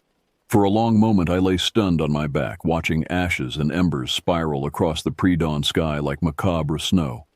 The echoes of the explosion rang in my bruised skull. Slowly, shakily, I sat up, marveling at my survival. The hungry ones were gone, consumed by the cave-in or banished back to whatever primordial maw had first belched them upon the world. The land's wound would scab over and heal, its fell secrets buried deep, and eventually fade into half-remembered ghost stories once again. But I would never forget. I would carry the scars, inside and out, for the rest of my days. I limped through the hushed forest, stepping over shattered trunks and smoldering craters, as the first fingers of dawn pried at the horizon. Overhead, a raven flew silently between the branches, regarding me with ebon eyes that held no hunger, no malice, just simple animal wisdom, nature's order restored. At last I emerged from the trees near the abandoned mining camp. Mist wreathed the fungus-riddled ruins, stirring with motes of ash. The air felt preternaturally still, cleansed, like after a thunderstorm. In the distance, I spotted my battered jeep, still miraculously upright on the overgrown track. I clambered inside, fumbling for the radio. Static hissed from the speakers for a long, terrifying moment. Then a voice crackled to life, high and tense with worry, but achingly human. Nantahala Ranger Station to all field units, come in. Repeat, Ranger Station to Alex Walker. Please respond. Over. I shut my eyes and exhaled a shuddering breath I felt like I'd been holding for days. They must have seen the explosion, must be sending rescue choppers even now. It was over. I was going home. I pressed the talk button, fighting back tears. Ranger Walker to base, I read you. Over. Alex, thank God. What's your 20? Are you all right? Over. I looked out through the cracked windshield at the brightening forest, battered but calm, tranquil. The marks of its battles would fade with time, even as mine never would. But for now there was peace. The hungry ones were gone. I had won. Affirmative, base, I said, shook up but intact. I'm at the old trailhead off Laurel Ridge Road. I've got quite a story to tell you, and a warning. Roger that, Alex. You can tell us everything soon. Bird is spinning up now. ETA, your position 15 minutes. Just sit tight. You're going to be okay. Over. Copy, base, sitting tight. Walker out. I set the radio down with numb fingers and leaned back against the headrest. The sun broke over the mountainside, washing the woods in gold. I closed my eyes and let its warmth play across my battered face.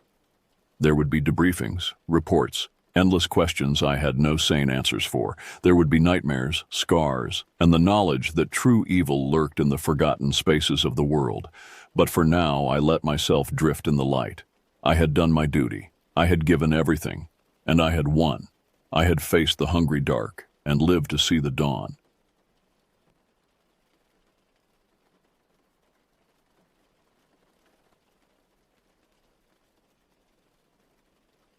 The dense Oregon forest closed in around me as I hiked deeper into the wilderness, following the faint trail on my GPS. When I applied for this secret government job, I never imagined it would bring me to the remote corners of the country, facing unknown dangers. But the steady paycheck was too tempting to pass up given my mounting debts and financial struggles back home in city. I thought back to the strange briefing before this mission. My superiors spoke in ominous tones about the disappearances that plagued these woods. Local residents and hikers vanishing without a trace over the decades. The reports were eerily similar to old native folklore about people being led astray by malevolent forest spirits, never to be seen again.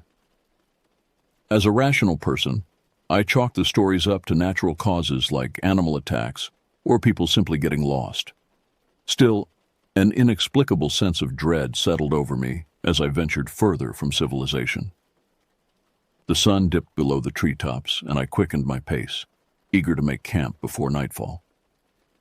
In the fading light, I spotted a weathered sign nailed to a tree. Turn back. The hairs on my neck stood up. Probably just paranoid locals, I told myself, pushing ahead until I reached the coordinates I'd been given. I set up my small tent and built a fire, but dark shadows danced at the edges of the flickering light. Whispered voices carried on the wind, or maybe it was just my imagination. Fatigue from the long trek finally overpowered my nerves, and I drifted into a restless sleep. I awoke with a start, but it took a moment to figure out why. Then I heard it again, a blood-curdling scream in the distance. I grabbed my pistol and flashlight and cautiously peered out of the tent. Scanning the surrounding forest, I saw nothing but the dim flicker of my dying campfire. The scream echoed through the woods again, closer this time, followed by a low, guttural growl that made my blood run cold. Every instinct told me to run, but I had a job to do. With a deep breath, I chambered around and stepped out to face the horrors that lurked in the shadows. I barely slept after the terrifying sounds in the night. At first light, I broke camp, wanting to put as much distance as possible between myself and whatever was out there. Trusting my GPS, I hiked deeper into the uncharted forest. As a Marine lieutenant, I was trained for combat. But this felt different. Fighting insurgents in the Middle East, the enemy was clear. Out here, I couldn't shake the feeling of being watched by unseen eyes. The forest had an oppressive atmosphere, like something ancient and evil permeated the very soil underfoot. I thought back to the old native legends and a chill ran down my spine. Still, I had to stay focused on the mission. 5 locals had gone missing in this area over the past month. The secret task force I worked for, known only as Unit 13, was called in to investigate when the disappearances defied explanation. Publicly, the government denied our existence, but behind the scenes, we handled the cases too strange and disturbing for normal law enforcement. I came to a ravine slicing through the forest floor, with a fraying rope bridge spanning the gap. On the far side, a glint of color caught my eye. I crossed the bridge, ignoring the creaking wood and swaying under my feet. There, snagged on a bush, was a torn shred of bright blue fabric, the same color worn by one of the missing hikers. My heart raced as I bagged the potential evidence. I was scanning the area for other clues when I heard the snap of a branch behind me. I whirled around, my gun aimed at nothing. Then I noticed the footprint in the mud, far too large to be human. A wave of dizziness washed over me, and I grabbed the trunk of a nearby tree to steady myself. Something was very wrong with this forest. I thought of the missing people and knew I was their only hope of being found. Taking a deep breath, I collected myself and moved deeper into the woods. The day grew darker as storm clouds gathered overhead. The thick canopy blocked what little light penetrated the ominous sky. Even with my flashlight, I could barely see the faint trail winding through the dense undergrowth. Without warning, the heavens opened up. Rain pounded the leaves and thunder rumbled in the distance. Soaked to the bone, I spotted the entrance to a small cave and ducked inside, relieved to be out of the deluge. As I caught my breath, my eyes adjusted to the gloom. The cave walls were carved with primitive drawings, human figures contorted in agony as they were attacked by huge, twisted creatures. An involuntary shudder ran through me as I wondered if the drawings were the product of some ancient nightmare or based on a horrifying reality. I pulled out my satellite phone, hoping to update HQ on my progress, but the device displayed an error message. No signal. Of course, I was on my own out here. Suddenly, heavy footsteps sounded at the mouth of the cave, coming closer. I pressed myself against the cold stone wall, pistol aimed at the entrance with shaking hands. A hulking silhouette filled the opening, then stepped into the dim light. It was a bear, the largest I'd ever seen. It reared up on its hind legs, towering over me, and let out a deafening roar that reverberated off the stone walls. I pulled the trigger, and a deafening shot rang out. The bear staggered, then dropped to the ground with a massive thud. My ears rang in the silence that followed. I prodded the unmoving bear with my boot, amazed that a single shot had taken down such a beast. Then, as I examined the carcass, my blood turned to ice. The bear's fur was matted with sticky, coagulated blood. It had already been dead before it attacked. I backed away slowly, then turned and ran headlong into the storm, desperate to escape the cave. Lightning flashed as I fled back to the narrow trail, but my mind reeled, trying to comprehend what I'd just witnessed. What ungodly power could reanimate a dead creature? I thought of the ancient drawings, and a terrifying certainty gripped me. There was something in these woods far more dangerous than any bear. The rain finally slowed to a drizzle as night fell. I'd made camp near a rocky outcropping that provided some shelter from the elements and any nocturnal predators. With the adrenaline from my encounter with the undead bear still coursing through me, I doubted I'd be able to sleep. I pulled out my waterproof notebook and flipped through the missing persons files, searching for any detail I might have overlooked. The most recent disappearance had been a week ago, a retired schoolteacher named Evelyn Carver. She had been out foraging for mushrooms when she vanished. Search parties had found no trace of her. As I studied Evelyn's photo, a twig snapped in the darkness beyond the dim glow of my fire. I grabbed my pistol, wondering if another possessed animal had picked up my scent. I strained my ears but heard nothing else. Still, the feeling of being watched made the hair on my neck stand up. Unable to shake the sense of impending danger, I kicked dirt over the fire, plunging my camp into darkness. I crouched behind the rocks with my gun and flashlight ready. An eternity seemed to pass. Then rustling came from the bushes across the clearing. I flipped on my flashlight and nearly screamed. In the stark beam of light was a face, or what was left of one. Gray, mottled flesh sagged off the skull. Worms writhed in the empty eye sockets. Worst of all, shreds of bright blue fabric hung off the desiccated body. It was the missing hiker whose torn clothing I'd found caught on the bush earlier that day. He shambled into the clearing, dragging a decomposing leg behind him at an unnatural angle. The corpse opened its mouth, and a hissing breath wheezed out from the hole where its throat had rotted away. My mind reeled as I tried to process the horror before me. This was no natural creature of the forest, reanimated by a lightning strike like the bear. The hiker had been dead far too long. His fatal wounds, the slashes across his neck and chest, were clearly from no animal. Something had ripped him apart. And now he'd returned as a monstrous revenant. I aimed my pistol at the abomination with trembling hands, then squeezed the trigger. The bullet tore through the forehead with a sickening crunch. The creature crumpled to the forest floor. I stared in shock at the motionless heap of necrotic flesh and bone. I'd seen combat, witnessed death up close, but nothing could have prepared me for this. I glanced again at Evelyn's photo, a dizzying realization taking hold. If the missing hiker had been transformed into a murderous wraith, had the others suffered the same grisly fate? Were they still out there, roaming the woods, thirsting for innocent blood? Icy sweat dripped down my back despite the chill in the air.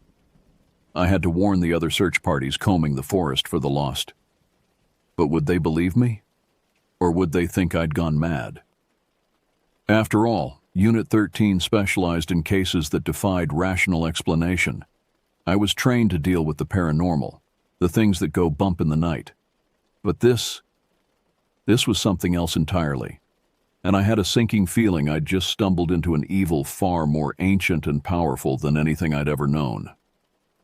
Morning brought no relief from the nightmare I'd found myself in. Fog as thick as soup blanketed the forest floor. Several times I caught movement out of the corner of my eye, but could never spot the source when I turned to look. Still, the eerie feeling of being watched never left me. I radioed HQ to apprise them of the situation, doing my best to downplay the supernatural horrors. The last thing I needed was for my bosses to declare me unfit for duty and pull me out, abandoning the lost souls still trapped in this accursed place. I requested backup, but command said it would take 48 hours to get another team to my location. I had to survive 2 more nights alone in this hellscape. I forced myself to hike on, despite my near-paralyzing dread. Each missing person might still be out there, their corrupted forms posing a danger to innocent hikers and locals. I had to find them before they could do more harm. I pulled out my GPS tracker, but it kept glitching, the screen flickering as if possessed by an evil spirit. The needle of the magnetic compass spun erratically, refusing to hold a fixed bearing. I resorted to tracking the sun across the sky to orient myself. Pushing through a tangle of underbrush, I found myself at the edge of a large clearing. In the center stood an ancient tree, its trunk twisted with age. Thick roots bulged up from the forest floor like the limbs of some malformed creature. And in the shadows between them, I glimpsed the corner of a backpack, the same color Evelyn Carver was last seen carrying. I approached the gnarled tree slowly, heart pounding in my chest. The backpack was wedged between 2 massive roots. I pulled it free, noting the dark stain splattering the outside. With shaking hands, I unzipped it and removed the contents. A wallet with Evelyn's driver's license, trail maps of the area, one of which was speckled with drops of what looked like dried blood. And at the very bottom, a journal. I opened the first page and recognized Evelyn's neat script. She wrote about a strange fog that had enveloped her while she was out mushroom hunting. She became hopelessly disoriented and walked in circles for hours, despite being an experienced outdoors woman. The final entry sent a chill down my spine. "It's the fog," she had scrawled in jagged, desperate letters. "It's alive. It wants to consume me. I'm sorry, John. I should have believed you." I flipped back to the first entry about the fog. The word John caught my eye, and suddenly I knew exactly who Evelyn was. John Carver, a retired ranger living near the forest, had vanished 4 years ago. His disappearance had gone unsolved. Until now. Thunder rumbled overhead as the pieces clicked into place. What if all the missing over the years hadn't gotten lost or fallen victim to wild animals? What if something far more sinister had befallen them? Something that lurked in the fog-shrouded heart of the forest, hungering for human essence? I recalled the research I'd done before setting out, the old native legends that warned of an immortal evil dwelling deep in the woods. Monstrous creatures that could take human form to lure their prey into the fog, where they transformed them into undead abominations, cursed to join their ranks for all eternity. The legends were true, and now Evelyn and the others were part of that hellish realm. I had to get out of here. I had to warn everyone. But as I turned to flee, an icy wall of fog began rolling into the clearing, far too fast to be natural. It surrounded the twisted tree, cutting off my escape. As the mist engulfed me, I felt a paralyzing cold seep into my veins. The gun fell from my frozen fingers as I fought to remain conscious. The last thing I saw before the darkness took me was a figure emerging from the fog. At first it looked human. Then I saw its face, the rotting visage of Evelyn Carver. I jolted awake in pitch darkness, my heart jackhammering against my ribs. It took a moment to remember where I was and how I'd gotten here. The fog. Evelyn's reanimated corpse. Then nothing. I fumbled for my flashlight and flicked it on. The beam danced over jagged rock walls. I was inside some kind of natural stone chamber. Roots and tendrils snaked through cracks in the ceiling high above. I must be underground, in a cave system that riddled the mountain like a honeycomb. I replayed my last memory, trying to make sense of what happened. The hypnotic fog had trapped me, and then I swore I'd seen Evelyn's lifeless body shuffling toward me. But that was impossible. My oxygen-starved brain must have conjured the nightmarish vision before I passed out. I'd probably stumbled into the cave entrance in my delirium and collapsed. Staggering to my feet, I checked myself over. Other than some new bruises and a pounding headache, I seemed intact. But my relief evaporated when I spotted the camera mounted on my tactical vest. The blinking red light indicated it was recording. With trembling fingers, I hit playback on the small digital screen and watched the footage of my trek through the woods. The video showed me setting up camp the previous night. Fast forwarding, I watched myself doze off. An hour ticked by on the timestamp. Then my blood ran cold. In the eerie green glow of the night vision, a thick mist seeped into my camp, snaking around my sleeping bag like a living thing. The fog condensed into humanoid shapes, their forms shifting and writhing in unnatural contortions. They gathered around my prone body, skeletal arms outstretched. I must have cried out because the figures snapped their heads toward the camera in perfect unison. Glowing eyes flashed in the darkness. Lipless mouths opened in silent snarls, revealing rows of jagged teeth. The horrors closed in on me, their grasping hands inches from my face. Then the screen went black. I resisted the urge to hurl the camera across the cave. Collapsing against the stone wall, I fought to control my ragged breathing. Those creatures had been real. They'd taken me, which meant I hadn't wandered into this cave. Something had dragged me here. On cue, a guttural moan echoed through the tunnels, raising every hair on my neck. I snatched up my flashlight and pistol. The pack with my satellite phone and extra ammo was gone. The monsters must have disposed of it to prevent me from calling for help. I considered my options. I could hunker down and hope my team would reach me in time. But I had a feeling the creature's den was not a place I wanted to remain for long. The moaning grew louder, joined by shuffling footsteps and the scraping of something sharp against stone. I made my choice.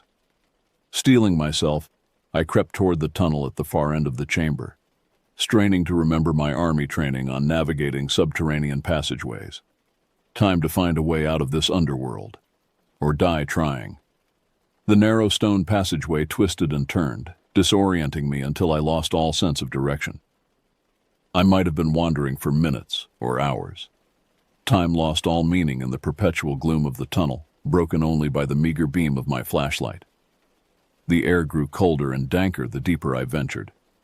A vague sense of wrongness pervaded the tunnels, as if I'd crossed a threshold into a place where the laws of nature held no sway. I was debating turning back when the passage opened into a vast cavern. I stepped into the enormous cavern, my flashlight barely penetrating the oppressive darkness. The beam played over towering stone formations that rose from the ground like the twisted claws of some gigantic subterranean beast. I had the unnerving sense that I'd entered the monster's lair.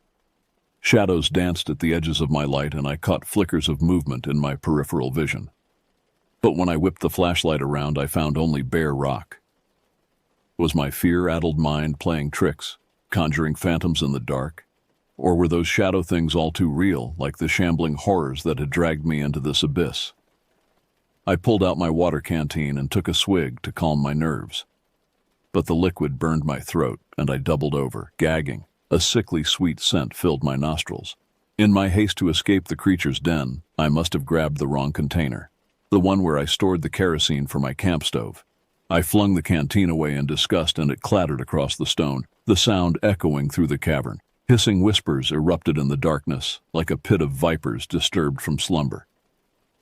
I froze, my heart pounding a staccato beat. Silence fell, so heavy it felt like a physical weight pressing down on me. The air crackled with tension, like the breath before a scream. Slowly I panned my flashlight across the cavern. The beam fell upon a crevice in the far wall, and my breath caught in my throat. Something was wedged into the gap in the rock, something that gleamed white in the darkness. I crept closer, dread building in my gut with every step. As I drew near, the object resolved into an unmistakable and horrifying shape, a human skull. Other bones were piled beneath the skull, along with the tattered remains of clothing.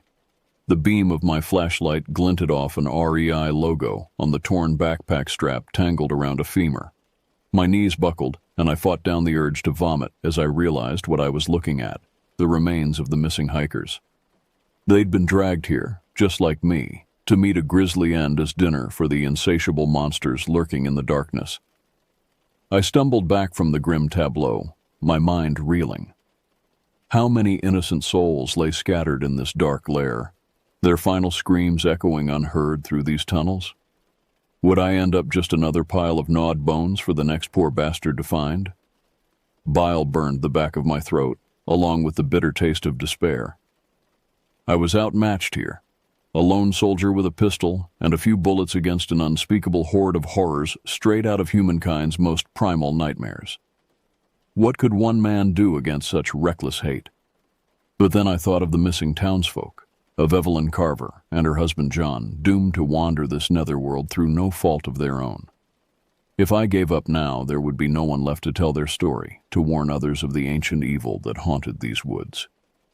Taking a shuddering breath, I turned back the way I'd come, my resolve hardening.